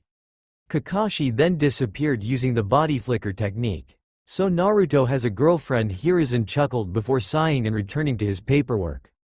I really hate paperwork. Naruto went to back his house in the Forest of Death. When he got home he told Sume and Anko about his mission in the Land of Waves. After Team 7's last mission, the Hokage decided to give them 4 days off. Naruto used the Hirishin to visit Maid Terumi, another of Naruto's girlfriends. He also went to see Haku and Tsunami. He also spent the rest of his days off with Kurama, Anko and Sume. Naruto met Mei during the Bloodline Wars. He helped Mei and her army defeat Yagura, the 4th Mizukage. After Yagura's demise, Naruto had decided to ask Mei out on a date. She said yes. After a few months they decided to become an item. Back to now. They did about 10 D-rank missions while the Chunin exams were fast approaching. Kakashi got his team together and showed up on time for once, probably to avoid pissing off Sakura. They were standing on a small bridge. Guys, I'm really proud of all of you, said Kakashi, eyes smiling as he appeared on the rail of the bridge. You have all come a long way, so I have recommended all of you for the Chunin exams.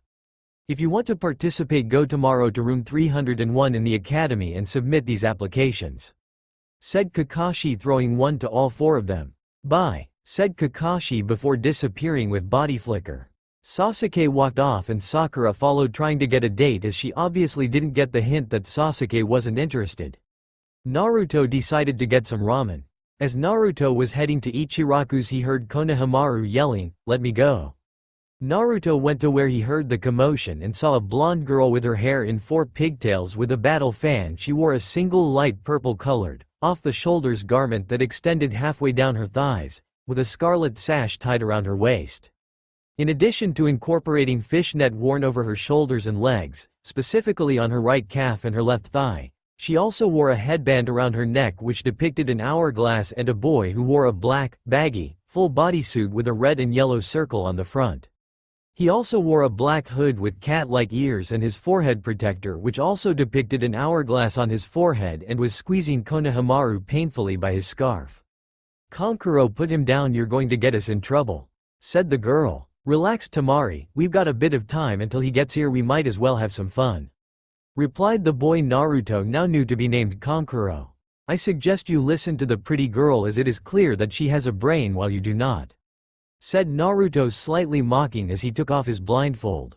Tamari was surprised that this kid had just insulted her brother and blushed at the compliment of a handsome Naruto, while Kankuro snarled at being called brainless.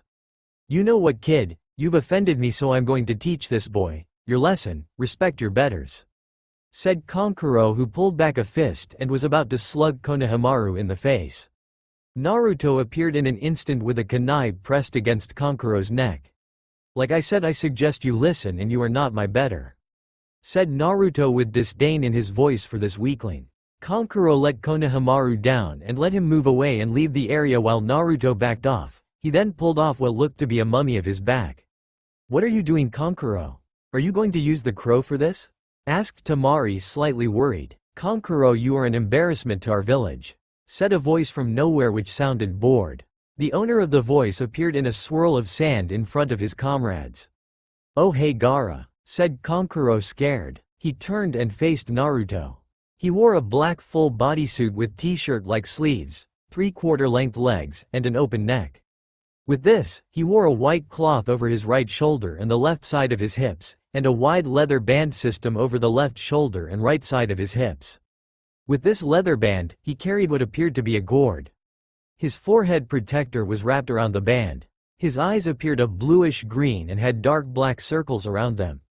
"So this is the vessel of the one-tailed raccoon Shukaku," said Kyuubi. "Do you know this kid?" thought Naruto. "No, but I know the tailed beast inside him. He is just like you," replied Kyuubi. "I apologize for my brother," said Gaara, bowing deeply. "I accept your apology, but I would like to ask you something," said Naruto. "Why has the raccoon come to the leaf?" he asked. Temari and Kankuro's eyes widened, but Gaara's almost popped out of his head before he clutched his head in pain. It appears that the seal on that vessel hasn't been done properly and Shukaku is tormenting his host. "Tell the vessel that Shukaku better lay off tormenting his vessel or I'll come out," said Kyuubi. "Gaara, tell your tenant to listen and that if he doesn't stop tormenting you the fox will come out to play," said Naruto, grinning. Gaara immediately stopped screaming and raised his head, panting slightly. "Thank you for that," said Gaara, bowing once again. "However, even though you have helped me, if we meet in battle I will kill you," said Gaara, releasing his bloodlust and killer intent to try and intimidate Naruto. Naruto smiled back and released twice as much while saying, "Looking forward to it." As the siblings were leaving, Naruto asked, "What are your names?" The girl quickly replied and said, "I'm Temari, that's Kankuro, and he is Gaara," she said, gesturing to each in turn. Naruto nodded and said, "I'm Naruto Uzumaki Gojo, and Gaara, I empathize with your pain and I wish to help you, but you better not hurt any of my friends. If you do, I will show you very little mercy." "We shall see," said Gaara before they all walked off with Naruto forgetting about ramen and heading home. "It seems the Chunin exams will be interesting, huh, Kurama?" thought Naruto. "So it seems, but why did you say you wanted to help?" inquired Kurama. "Did you see it? In his eyes I saw he has suffered a great deal and has most likely been shunned, which has made him how he is today, which could have easily happened to me if I didn't have you, father, Anko, Sume. If I help him, even though I am but one person, that may be enough to save him before he descends into madness and bloodlust from which he can't be saved," thought Naruto. "You really are something else, darling," said Kurama admiringly. With that, Naruto headed home and got ready for the Chunin exams, which were only around the corner. The next day, Naruto met up with Sasuke and Sakura along his walk to the academy, so they all went together. When they arrived on the second floor, they saw a boy named Rock Lee in green spandex being beaten up by two guards. Naruto instantly knew he was faking being weak. While he wondered about this, he saw the boy's female teammate Tenten. She was in her attire, a pink sleeveless blouse and dark green pants, with her hair up in two buns with her forehead protector just under her fringe on her forehead, and was next to the boy talking to the guards. As she walked over to them, one guard was about to hit her. Naruto appeared in an instant and blocked the punch aimed at her. "You know it's not nice to hit a lady," said Naruto. Most of those around were surprised at how fast Naruto moved. Sasuke walked up with Sakura close behind and said, "While you're at it, drop the genjutsu, it's pathetic." Most were wondering what Sasuke was talking about until the guard spoke up. "So you saw through the genjutsu, huh?" The guard charged Sasuke while Sasuke began to swing a kick. In an instant, Lee appeared between both and stopped them with his hands.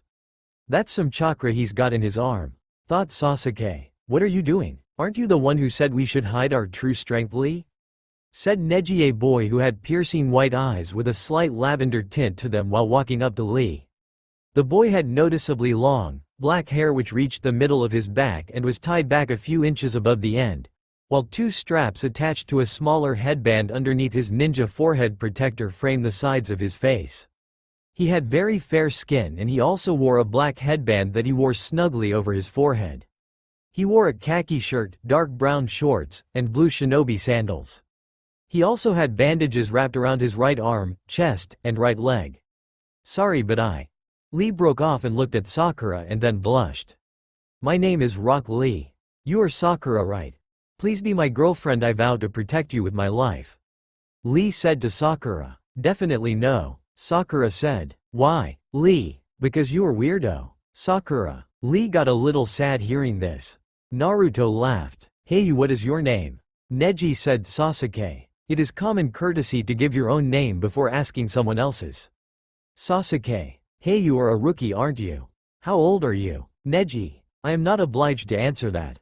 Sasuke. "What's that?" Neji. Hey Sasuke, Naruto, come on, let's go. Sakura. After she said that, they went to walk to the examination room. But they were stopped by Lee. Hey, you with the attitude, hold on. Lee said to Sasuke. What do you want? Sasuke. I want to fight right here and right now. Lee. You want to fight me here and now? Sasuke. Yes. My name is Rock Lee. You said it is common courtesy for a challenger to give his name first. Sasuke Uchiha. Lee. So you know me. Sasuke. I challenge you. Everyone is always talking about the Uchiha clan and how great they are. I want to see if it is true. I figured you would be a good test for me. And also Sakura, I love you. Lee. No, I would never love someone like Sakura. Those eyebrows of yours are gross. Sakura screamed. Why the hell does this guy like Sakura? I wonder what the hell he sees in her. I hope he gives Sasuke a good beat down. Thought Naruto. You have heard of the Uchiha clan and yet you are challenging me. You must be even more psycho than you look. If that is possible, you want to know more about my clan, then I will teach you the hard way. Sasuke. Bring it on, Lee said. Excellent, a match-up against the #1 rookie. I will draw him out and get him to reveal his technique, and I will prove myself to you guys, sensei. Lee thought. Okay, let's fight. Sasuke. You should take this serious. I am currently the strongest genin in the leaf. Finally interested, Sasuke accepts his challenge and attacks. He's instantly met with Lee's leaf whirlwind and goes flying backwards. Getting back up, Sasuke prepares, resorting to his Sharingan to figure out Lee's technique this time. Again, this is futile and Lee explains it's because his techniques are neither ninjutsu or genjutsu, but mere taijutsu, also known as martial arts.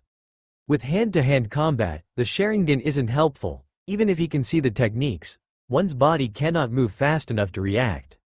Lee uses the shadow of the dancing leaf to kick off his next move in order to finish off Sasuke, but a large turtle stops him before he carries this out. The turtle seemingly reprimands Lee for using a forbidden technique, leaving Team 7 to think the turtle is Lee's sensei. Might Guy, his actual sensei, appears on top of the turtle and punches Lee across the face as punishment, proceeding to hug him and cry afterward. Team 7 are dumbstruck, and Sasuke can't believe he was beaten by what he perceives as a freak.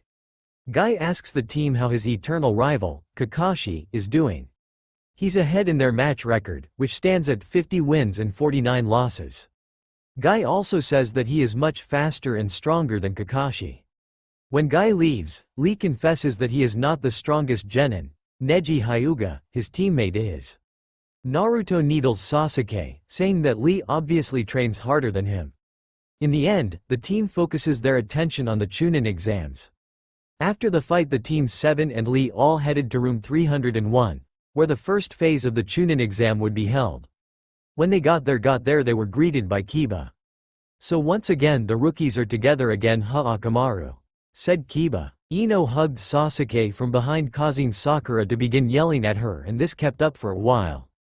So troublesome, said the familiar voice of Shikamaru with Choji close behind munching on chips. Well Shikamaru, I didn't expect to see you here. Isn't this too much work for you? Asked Naruto, half joking, half surprised. Yeah, but Asuma made us, so here we are. You look different now, Naruto, replied Shikamaru, sounding very bored. Wait, that is Naruto. Kiba and Ino pointed to Naruto. You guys might want to keep it down, you're attracting a lot of attention, said a boy with black eyes with gray hair kept in a ponytail wearing circular glasses. He also wore a dark purple shirt with a white undershirt and a white sash around his waist worn at an angle, dark purple pants, blue sandals, and a shuriken holster on his right leg. Who are you? Asked Sasuke. Me? I'm Kabuto Yakushi. You must be the rookie genin, he stated. Yeah, we are, replied Sasuke. Well, maybe I can help you out then, said Kabuto, who then proceeded to talk about who came to the exams and what generally happened, as well as his 7-in-a-row streak of failure and finally his ninja info cards. Show me what you have on Gaara of the Desert, Rock Lee and Naruto Uzumaki, said Sasuke. Naruto smirked at Sasuke. Okay, first up, Gaara of the Desert. His teammates are Tamari and Kankuro of the Desert, who are also his siblings, and it says here he has completed 8 C ranks and a B rank without getting a single scratch. In fact, he has never been injured. The genin were stunned until Kabuto moved on. Rock Lee teammates Neji Hyuga and Tenten, Sensei Might Guy, His taijutsu has increased dramatically over the past 12 months, but the rest of his skills are virtually non-existent.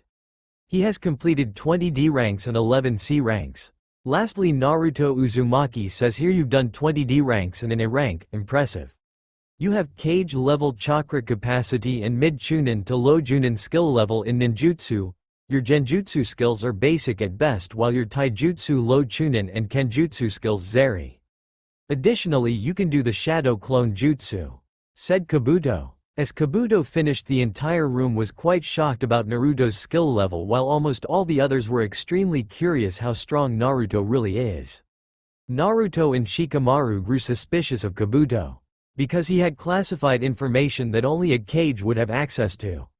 Well, it seems you have the attention of all the villages, even the Little Sound village seems interested, said Kabuto. Well, it doesn't matter. My name is Naruto Uzumaki Gojo and I will beat every single one of you, proclaimed Naruto. Hey, that guy called us little, said one of the Sound genin. He had spiky, dark hair and dark eyes. He wore a beige shirt with 2 black stripes and 3 prints which said death down the front. His forehead protector had a face guard. As with his teammates, he wore a snake-patterned scarf around his neck. Well, let's teach him a lesson, said the other Sound genin. He had bandages covering most of his face, leaving only his left eye uncovered. He also wore a large poncho with long sleeves, a snake-patterned scarf around his neck and a straw raincoat protruding from the back of his scarf. His back was hunched, which made him look smaller than he actually was.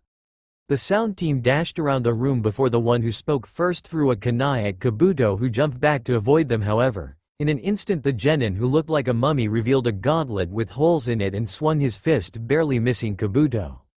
Kabuto stood up and then his glasses broke. Oh, I see, it was that kind of an attack, he said, taking off his glasses. However, something else was happening and he clutched his stomach in pain, coughing up blood. Kabuto, are you alright? Asked Naruto and Sakura. Put this in your information.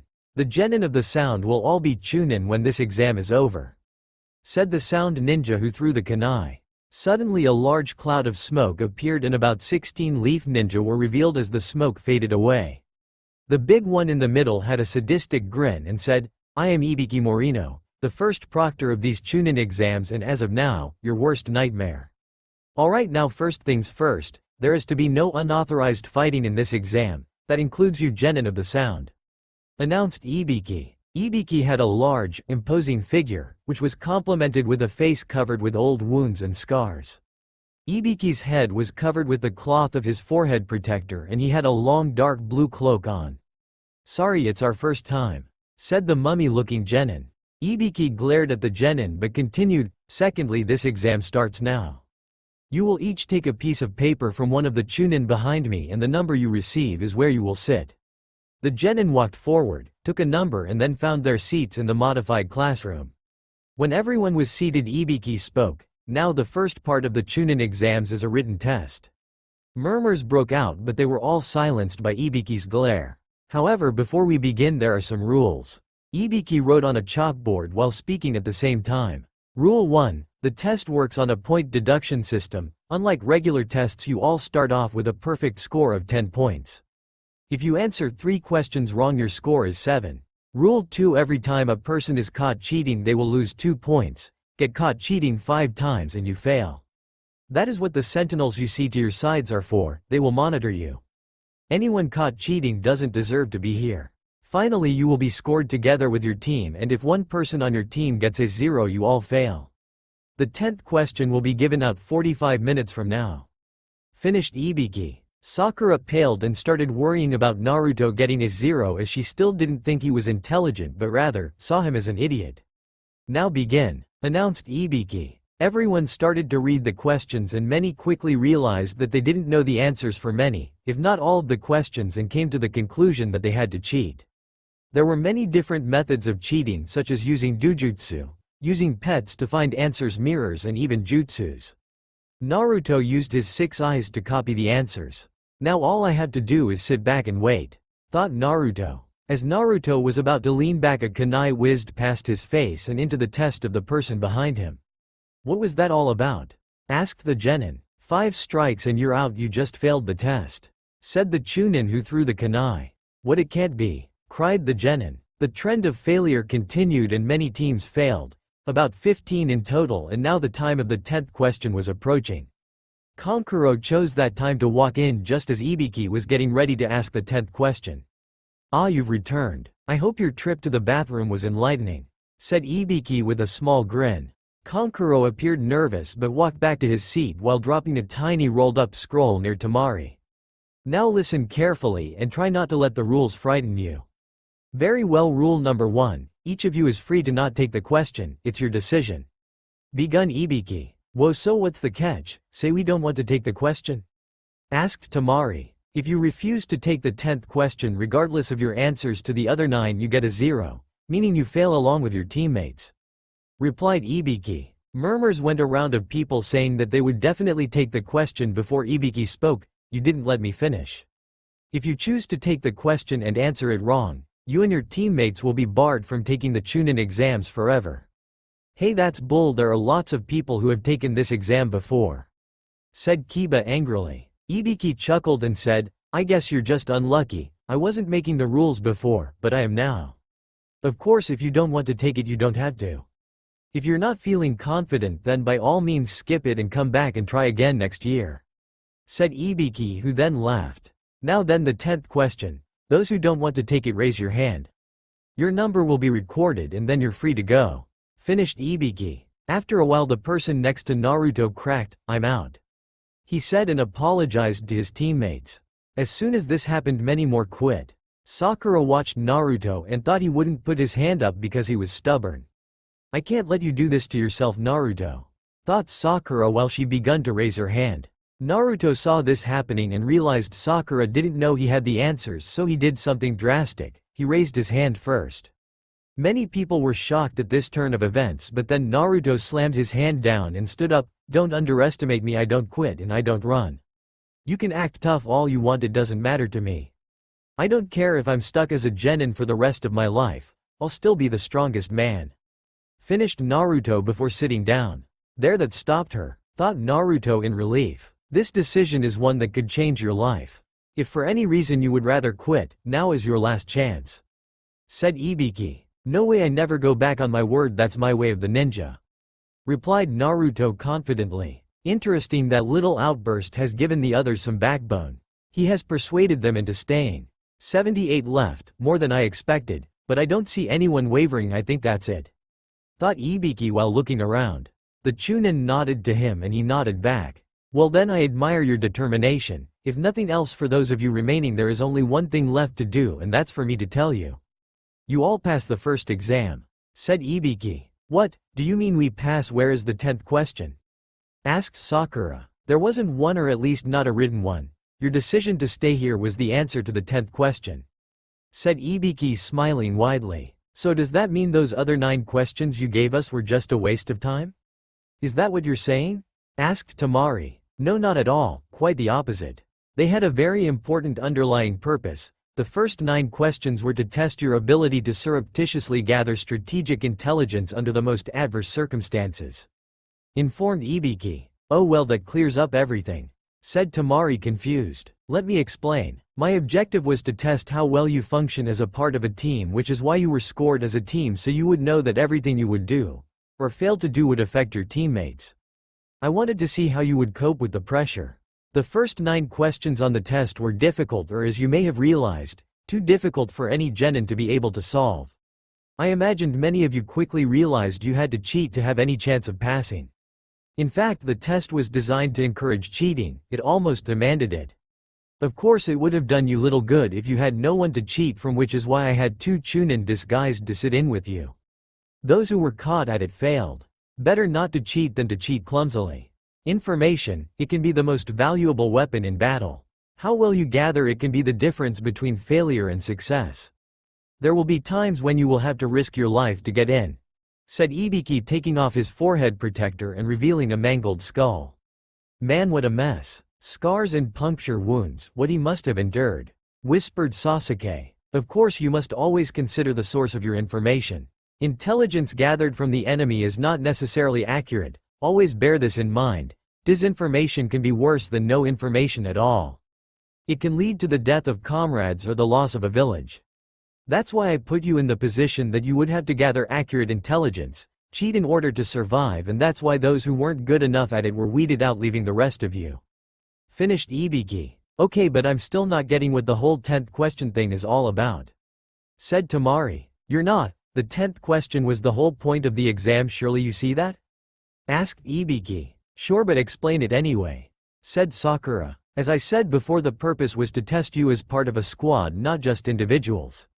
The final question gave you two options, both difficult: play it safe knowing that would mean you fail, or take a risk and possibly be stuck as a genin forever. It was a no-win situation, the type Chunin had to deal with every day. Let me give you a hypothetical: you need to retrieve a sacred document. You have no idea how many ninja there are guarding it, furthermore you have reason to believe they expect you. Can you pass up the mission to live another day? No, of course not. Many missions Chunin take appear almost suicidal if you think about them, but you do not think about them. You think only of accomplishing the mission through courage and discipline. These are the qualities required of a Chunin squad leader. Those who choose the safer of two paths, those whose determination would falter in the face of adversity, those who would put their comrades' lives in jeopardy worrying about their own lives, those who would save their necks at the price of sacred honor will never be able to call themselves Chunin, at least while I'm around. As for the rest of you, you have successfully answered the 10 questions I put to you. You have earned the right to continue on with the next step. You have passed through the first gate, and I hereby declare this part of the Chunin selection exams completed. There is nothing left but to wish you all good luck," said Ibiki. Just then something flew through the window. 2 kunai attached to a cloth were thrown into the roof and a person emerged. The person had light brown, pupil-less eyes. Her violet hair was done up in a short, somewhat spiky ponytail. She was wearing a tan overcoat, complete with a fitted mesh bodysuit that stretched from her neck down to her thighs. She wore a dark orange mini-skirt, as well as a leaf forehead protector, a small pendant that looked like a snake fang on a thick cord rather than a chain to prevent it from being easily torn off in combat, a wristwatch, and shin guards. She also wore a dark blue belt around her waist that connected to her skirt that had an appendage-like sash. "This isn't the time to be celebrating. I'm your next proctor, Anko Mitarashi," said the woman. "You're early, again," said Ibiki. Anko blushed in embarrassment. She then looked around before speaking. "How many are there?" "Ibiki, you let all these guys pass? Your test was too easy, you must be getting soft. Or it could be a stronger group of candidates this year," replied Ibiki. "Trust me, when I'm through with them, more than half will be eliminated," she said with a sadistic smirk. "More than half?" asked Sakura fearfully. "This is going to be fun. You maggots have had it easy so far, but things are going to be different now. Go home now and I'll tell your squad leaders where and when to meet me for the second exam." "Dismissed," said Anko. All of the Chunin candidates left. Time skipped Naruto house. "So you are the proctor for the second phase. So what is the test about Naruto? Where is the fun in that? I will tell you tomorrow with the rest of them." "Anko, or you could just tell me now." "Naruto. Nah, not happening." "Anko." The next day, the genin were standing in front of a forest surrounded by metal gates 3 meters high with heaps of locks and warning signs. "Whoa, nice place. What is it?" said Kiba. "This is the location for the second stage of the exam, the 44th Battle Training Zone, but we call it the Forest of Death," said Anko. "Wow, this place creeps me out," said Sakura. "Well, we call it the Forest of Death for a reason, and soon enough you're going to find out why," said Anko, grinning. Kiba huffed before mocking Anko. "They call it the Forest of Death, and soon enough you're going to find out why. Who do you think you're trying to intimidate? Do your worst." "So looks like we've got a tough guy," said Anko, smiling before throwing a kunai at Kiba. The kunai scratched his cheek. After throwing the kunai, Anko body flickered behind Kiba and told him it is always the ones that die first. "Now before we begin this test, I have something you all need to sign and agree to.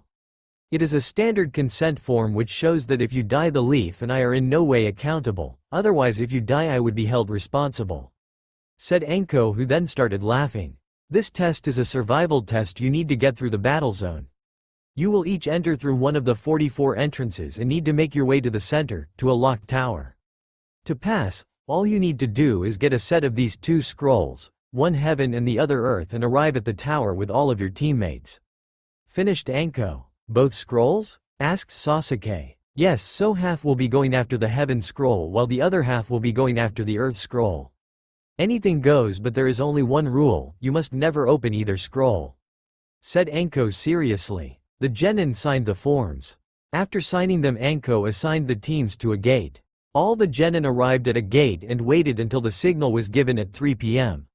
Time passed until there were 10 seconds to go. "Alright maggots, the second test begins in 3, 2, 1, now," announced Anko. The gates opened and all the teams rushed in. Only 5 minutes and the sounds of a team screaming were heard outside of the forest.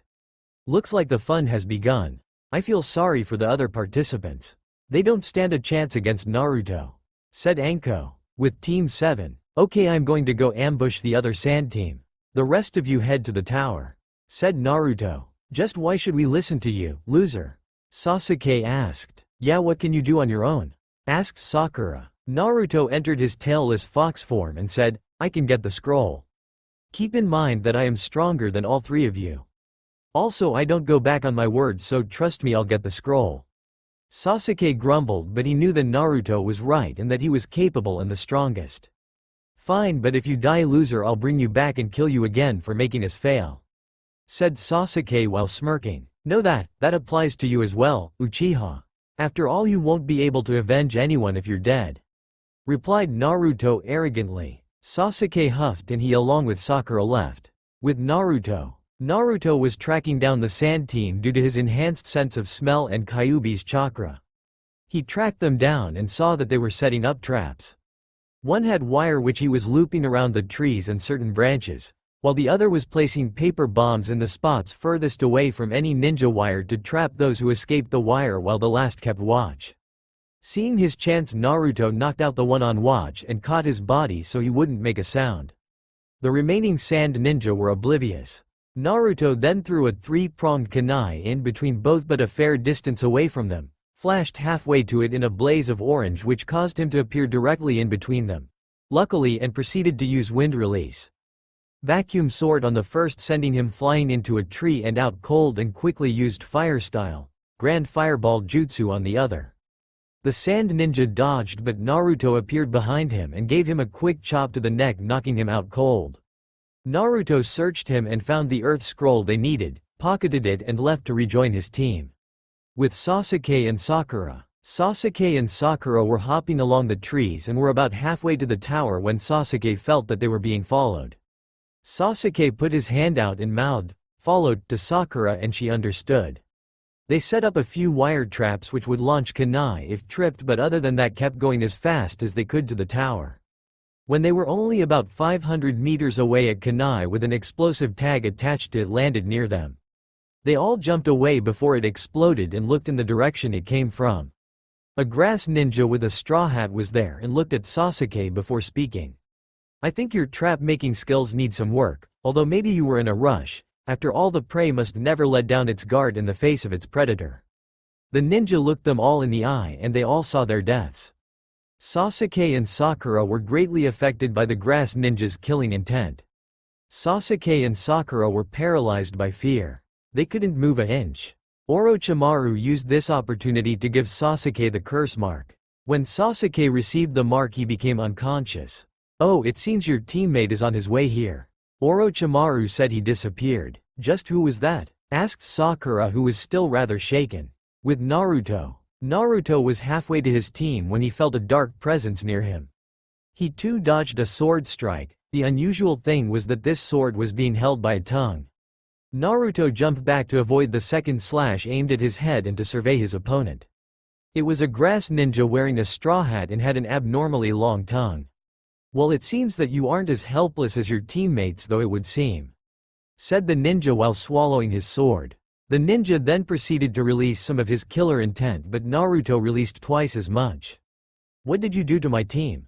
Also, why do you reek of snake?" asked Naruto. "Interesting, to think you can stand up and return my killing intent.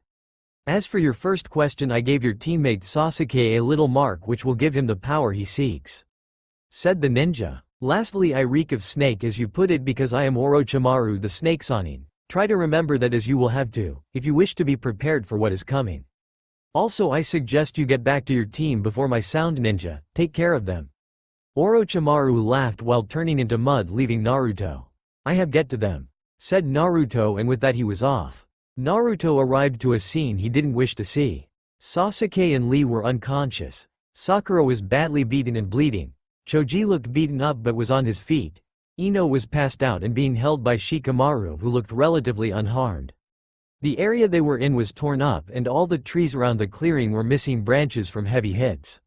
"What happened here?" asked Naruto from the branch he was standing on. "Oh great, more leaf ninja, you guys are like cockroaches, slam one down and two more crawl out," said the bandaged sound ninja. "You will pay for hurting my comrades," yelled Naruto, transforming into his tailless form. Naruto blitzed the sound ninja. In no time at all the ninja was exhausted and badly beaten. While this was going on, almost all genin conscious were thinking, "Is this Naruto?" Naruto was about to punch the ninja in the gut but stopped a hair away. Sasuke rose up covered in purple chakra and had strange marks covering half of his body. "Sakura, who did this to you?" he asked in a calm voice. "We did, and you're going to experience the same thing they did," boasted one of the sound ninja. "Zaku, no wait," cried the ninja Naruto was next to. "Slicing sound wave," yelled Zaku while blasting air out of his palms at Sasuke, Haku, Sakura and Lee. When the dust cleared, nothing was there. "See Dosu, nothing to worry about," said Zaku before Sasuke appeared behind him and struck him with his forearm, sending him into Naruto, who stabbed both his arms with his sword in quick jabs before kicking him away. Sasuke appeared behind him and grabbed his arms with his foot on his back. "You seem very proud of these arms, very attached to them," said Sasuke while pulling his arms. What are you doing?" asked Zaku before crying out in pain due to having his arms dislocated. "Looks like you're the only one left," stated Sasuke before walking to Dosu. "No, stop," yelled Sakura before clamping onto Sasuke from behind. "Please stop," she whimpered. Sasuke turned, looked at her, and the marks begun to recede. "You two are strong, in fact too strong for us," said Dosu in pain. "We will make a trade, we will give you our scrolls if you spare us," said Dosu. "Keep it," said Naruto, who pulled out their heaven scroll as well as the earth scroll he retrieved. "But when you see Orochimaru, tell him, I'm going to take his head for what he has done," said Naruto, releasing massive killer intent. "Very well, but next time we won't run from you. We will fight," said Dosu while picking up his teammates and then leaving. After he left, there was uncomfortable silence before Naruto spoke up. "Hey Choji, you got any food? I'm starving." He laughed cheerfully while everyone blinked and stared at him, wondering how his personality could change from serious to childish in moments. "What, I'm hungry, I ran across half the forest to get here," he said, noticing everyone's looks. Choji threw him a packet of chips which he devoured in seconds, offering Choji the last chip, who happily accepted. Ino went over to Sakura and Tenten shook Lee awake. "Sakura, what's the deal with Naruto?" asked Ino. "He has changed a lot since the academy. That part we remember from the academy is still there somewhere, but sometimes he becomes a totally different person and acts serious. But he is still nothing compared to Sasuke," she replied. Ino stored that bit of information away before getting on Sakura's case for hugging Sasuke, who responding in kind, teasing her about how she is jealous. Shikamaru and Choji were sitting with Naruto, both giving him curious glances until he spoke. "What?" They looked at him before Choji asked, "What was that all about?" "What was what about?" he replied, feigning stupidity. "When did you get so serious?" supplied Shikamaru, who was also intrigued about Naruto. "Oh, that. I don't like anyone who hurt my comrades," he replied with a smile. Choji accepted this while Shikamaru was wondering when Naruto changed. Neji was the most suspicious, as his Byakugan had been activated when he arrived and saw traces of purple chakra on the Uchiha and red on the Uzumaki. The strange thing was both of their chakras appeared demonic. "Interesting," thought Neji before jumping down to Lee and Tenten. Line break. After a while the leaf ninja left 3 at a time until it was Sasuke, Sakura and Naruto left. "We need to get to the tower, Sakura needs medical attention now," stated Naruto while picking Sakura up. Sasuke nodded and Sakura helped him up and they left, heading to the tower while Sakura told Naruto what happened about how Orochimaru ambushed them, how Sasuke had gotten bitten and how she tried fighting of the sound ninja until Lee and Team 10 arrived. "Sakura, know this, if you don't train you are only a burden to this team," said Naruto. Sakura was going to retort, but Naruto's until told her, Sasuke will become more interested in you if you become stronger. Time skip. They arrived at the tower with no trouble and entered to find a scroll with writing on it hanging from the wall, which Sakura started reading. If qualities of heaven are your desire, acquire wisdom to take your mind higher. If earthly qualities are what you lack, train your body and prepare to attack. When heaven and earth are open together, the perilous path will be righteous forever. This something is the secret way that guides us from this place today. She finished. Something? Questioned Sasuke. It looks like there is a word missing or something, replied Sakura. I think it means we should open the scrolls now. Naruto and Sasuke opened one each. The scrolls exploded into smoke, and in the smoke there was a man. They waited for the smoke to clear until the person was visible. It's you, said Sasuke. Hey guys, long time no see, said Iruka smiling. Iruka-sensei, what are you doing here? Asked Naruto. I'm here to welcome you back and congratulate you on passing the second phase of the Chunin exams, said Iruka smiling. Iruka told them about the purpose of the second exam, which in addition to survival, was to test the integrity of the ninja to not read classified documents, or in this case the scrolls. After that he bid them farewell and they went into the tower's inner area. Naruto found out that Kiba's team had already arrived as well as Gaara's team. Since there were still 2 days until the exams were over, Naruto decided to spar with his clones. After placing Sakura in the designated medical ward so they could look her over, he looked around for a place where he could be alone and found that the arena, which depicted a gigantic set of hands making a seal with a viewing platform, was completely empty. He then created clones and started THR spar. Time skip. After 2 hours, Naruto had decided he had enough practice. He was about to leave the area when Gaara approached him. Naruto Uzumaki, he said in that same monotonous tone he always used. Gaara, replied Naruto, inclining his head slightly to see Gaara as he was sitting on the floor. Would you like to sit down? Offered Naruto, gesturing to the floor next to him. Gaara politely declined but went on to speak. When you mentioned that word to me, friends, I could not understand you. I thought you were someone who could understand my pain.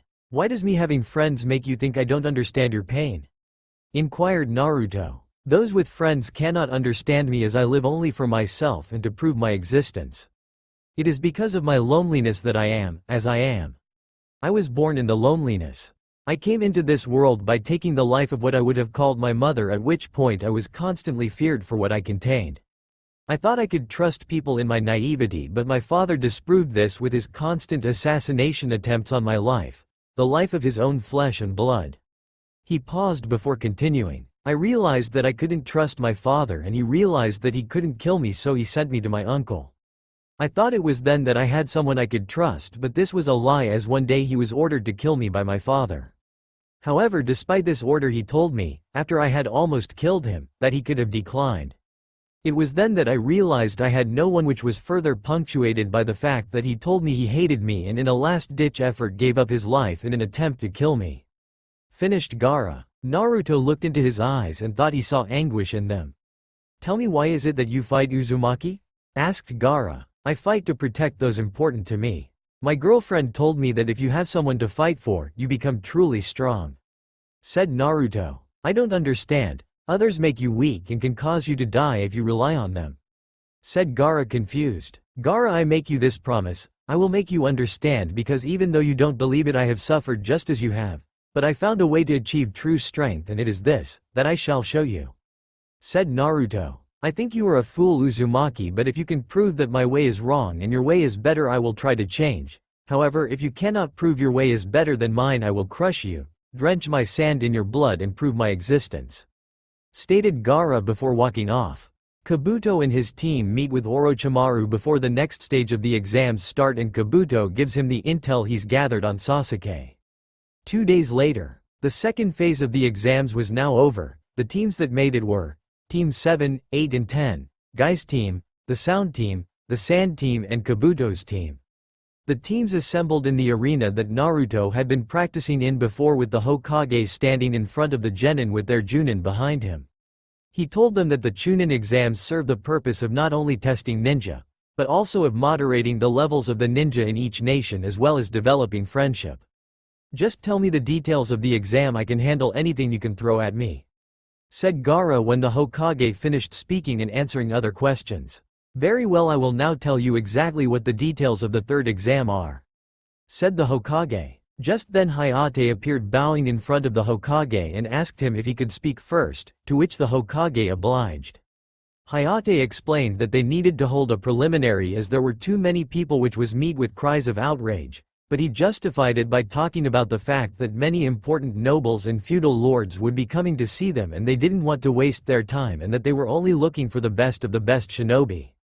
The preliminaries will begin immediately. If any of you aren't in top physical condition, now is the time to quit, said Hayate. Kabuto gave up but no one else did.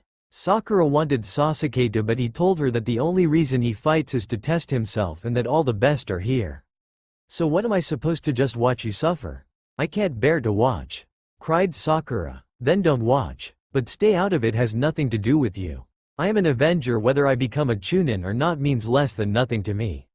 My goal is to test myself against the best, and the best of the best are all here, replied Sasuke. Sasuke, she just cares about you, you don't have to be so mean, Naruto said playfully. Naruto, you are one of the ones I want to fight the most, said Sasuke, grinning, which caused Naruto to grin sadistically at Sasuke.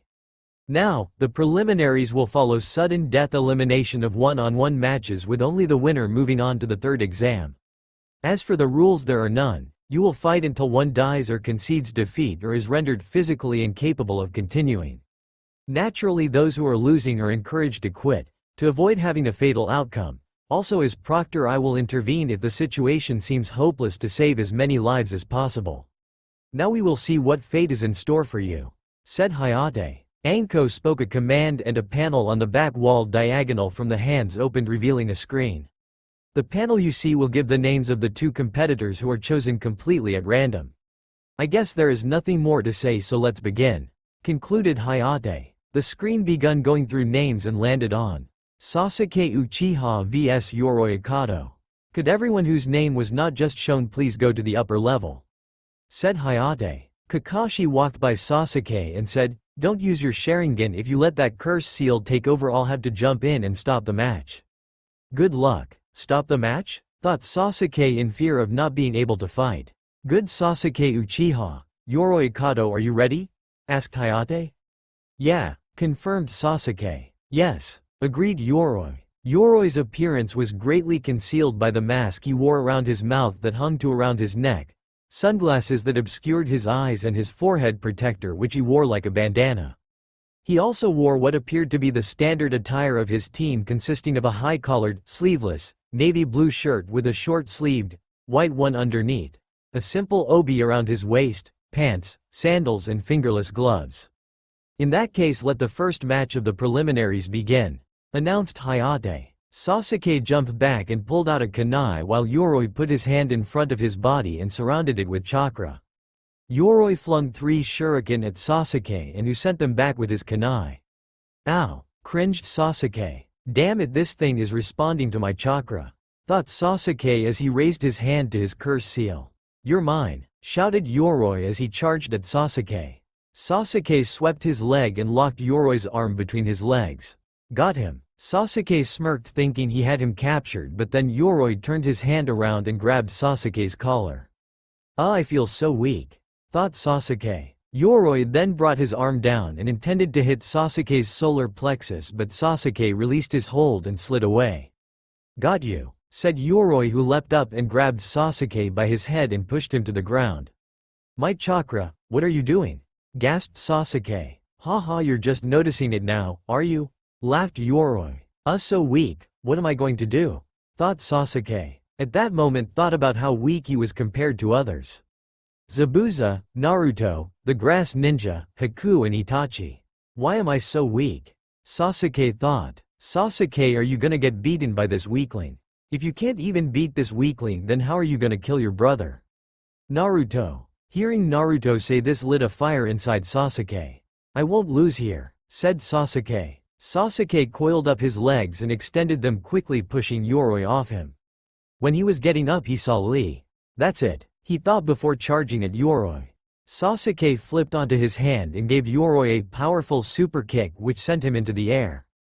Sasuke then used the dancing leaf shadow and appeared behind Yoroi in midair. Okay, I'll admit I borrowed that move, but from here, it's all original, said Sasuke. Sasuke swung his leg to kick Yoroi in the ribs. Yoroi blocked it, but it was a distraction as Sasuke used the momentum to swing his arm up and nail Yoroi in his neck and send him flying down. Come back, I'm not done yet, said Sasuke, who then kicked him down and finally gave him an axe kick, smashing him onto the floor while saying, Lion's Barrage. Hayate looked at Yoroi and Sasuke. Yoroi was unconscious and Sasuke was still conscious but tired. Winner, Sasuke Uchiha, Hayate announced. Kakashi appeared behind Sasuke and said, let's go, we need to get that mark sealed up. Can't we go after the matches? Asked Sasuke. No sorry, said Kakashi, giving his eye smile and body flickered with Sasuke. After they left, the board spit out 2 more names. Next match, Shino Aburame vs Zaku Abumi, will the contestants please come down? Called Hayate. Line break. Sasuke and Kakashi were in a dimly lit room with candles being the only light source. Sasuke was shirtless and sat in the middle of a large seal array. Okay Sasuke, this seal I'm about to put on you will seal up the curse mark, however, it is only as strong as your will, so you have to make sure it doesn't break, said Kakashi. Kakashi made numerous hand signs before saying, curse sealing. Sasuke cried out in pain for a while as all the kanji crawled across the floor and his body and went inside the curse mark, forming a ring around the mark, at which point he passed out. Line break. If you fight me you won't be able to recover. Forfeit, said Shino in his stoic monotone voice. Hey, what do you know, looks like I have a bit of movement in one, said Zaku as his left arm started twitching before he pulled it out of the sling and aimed it at Shino. One good arm is all I need to beat you, shouted Zaku as he charged at Shino. Zaku attempted a straight punch at Shino's face, but Shino raised his arm and blocked it. I told you, you can't beat me, spoke Shino. Oh yeah, slicing sound wave, shouted Zaku as air came rushing out of the hole in his palm, which blasted Shino away. Line break. My, you've grown, Kakashi, to think you can perform the curse sealing, said Orochimaru, who appeared from behind a pillar. You, what are you doing here? Demanded Kakashi, taking a defensive stance. Long time no see, Kakashi, but I didn't come here for you. I have some business with that boy behind you, replied Orochimaru. What do you want with Sasuke? Asked Kakashi, narrowing his single eye. It seems as though you have gained something since the last time we met. The Sharingan in your left eye. How I envy your good fortune, said Orochimaru, who then paused before continuing. It is only fair that I should want it too, don't you think? The power of the Uchiha, finished Orochimaru. Line break. Shino calmly stood up and stared down Zaku. I told you, you can't beat me, look behind you, said Shino. Zaku looked behind him and his eyes widened, seeing heaps of bugs when Shino spoke again. You are trapped now, you have one arm which you can use to attack me. But if you do, my bugs will be upon you. On the other hand, you could attack my bugs, but that would leave you open to me. It's always a good idea to have an ace in the hole, finished Shino, who began to gather up his chakra while forming the ram sign. Line break. You know this sound village that everyone is so curious about, it's mine, said Orochimaru. You see, in order to play the game you need pieces to put on the chessboard, willing pawns, elaborated Orochimaru. So, is Sasuke one of these pawns? Asked Kakashi. No, Sasuke is a much more valuable piece than a pawn, said Orochimaru. Line break. Zaku's other arm started to twitch and he pulled it out of his sling. Hey, what do you know, I got movement in my other arm as well. Always have an ace in the hole, isn't that what you said? Asked Zaku, who then fully extended his arm and pointed one at Shino and one at the bugs. Slicing sound wave, shouted Zaku. Nothing came out of his wind holes, but his arms were blasted off at the elbow. What is this? Cried Zaku in pain. Shino appeared behind Zaku and spoke. I plugged up both of you arms just in case you were faking. It seems I was wise to do so. While I did say an ace in the hole is good, 2 aces in the hole is better, said Shino, who then punched Zaku in the back, sending him sprawling on the ground and almost unconscious. Hayate checked Zaku before announcing, winner, Shino Aburame. Line break. Orochimaru stepped forward towards Sasuke and Kakashi charged up a lighting blade in response. Take one more step and one of us will die here, I don't care if you're one of the Sannin, the legendary 3 ninja, come any closer to Sasuke and I'll kill you," shouted Kakashi, his lone eye blazing in fury. Orochimaru started laughing and then looked Kakashi straight in the eye. "Kakashi, you're very brave and very stupid. I'll leave for now, but Sasuke is an avenger. One day he will come looking for me in search of power," said Orochimaru as he walked away before he paused and said, "Unless you follow through with your threat to kill me, that is," stated Orochimaru while releasing a bit of bloodlust. Kakashi was terrified but kept his lighting blade going in an attempt to hide his fear. Orochimaru kept laughing and walked away until he disappeared from sight. "One of us will die here?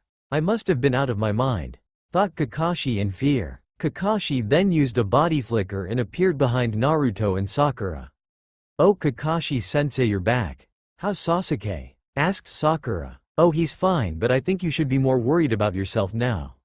Look," said Kakashi, pointing towards the board as it showed Sakura Haruno vs Ino Yamanaka. The two begin fighting instantly, although they both failed to successfully attack the other. Neji wonders if their fighting skill is the best Kunoichi can do, only for Tenten to state that their lack of fighting prowess is not because they are female, but rather because they are restraining themselves. Sakura, unwilling to lose to Ino and not happy with the fact that Ino is pulling her punches and taking pity on her, insults Ino. A flashback is shown, where Ino teaches Sakura about the significance of flowers in an arrangement. She uses the cosmos flower as an example, and that Thoreauwort works to complement it. Sakura asks if that means she's just there to complement Ino's beauty, to which she denies, adding Sakura is a bud waiting to bloom. Another memory is shown, where Sakura tells Ino that when she chooses to wear her forehead protector properly, that's when she becomes a true shinobi. After trading insults, Sakura removes her forehead protector from her head and places it on her forehead. Ino removes hers from her waist and also places it on her forehead. As true rivals, the pair then rush at one another, finally deciding to take the battle seriously. Sakura and Ino continue exchanging blows with neither able to gain the upper hand, and running out of chakra. She berates Ino for being too focused on beauty rather than her kunoichi skills, causing her to cut her hair off and throw it on the ground. Desperate, Ino decides to use mind-body transfer to force Sakura to forfeit, despite knowing how inaccurate it is, and that she will be left immobile if it misses. Sakura dodges the attack and appears to have won, but finds herself trapped by the strands of Ino's cut hair, which have been infused with chakra to form a binding rope. Ino reveals to only have pretended to miss on purpose, intending to lead her into the trap. She uses mind-body transfer again, knowing it can't miss now, and succeeds on gaining control of Sakura's body. Having gained control, Ino tries to make Sakura forfeit the match. Just then, Naruto yells at her not to give up, prompting inner Sakura to appear and force Ino out of her head. Although confused by what happened, Ino lacks the energy to try again. Kakashi presumes that Ino's lack of chakra was a factor in Sakura's small victory, but also takes note of her strong will. They both charge at each other to exchange final blows, resulting in a double knockout. Hayate decides that neither of them will pass to the next round. Kankuro vs Masumi, Kabuto's teammate. Kankuro easily wins his battle against Masumi by tricking him into attacking Karasu, Kankuro's puppet. In retaliation, Karasu snaps Masumi's neck, though he survives due to his ability to contort himself. That's all for my now. If you enjoy, then please like, share and do comments.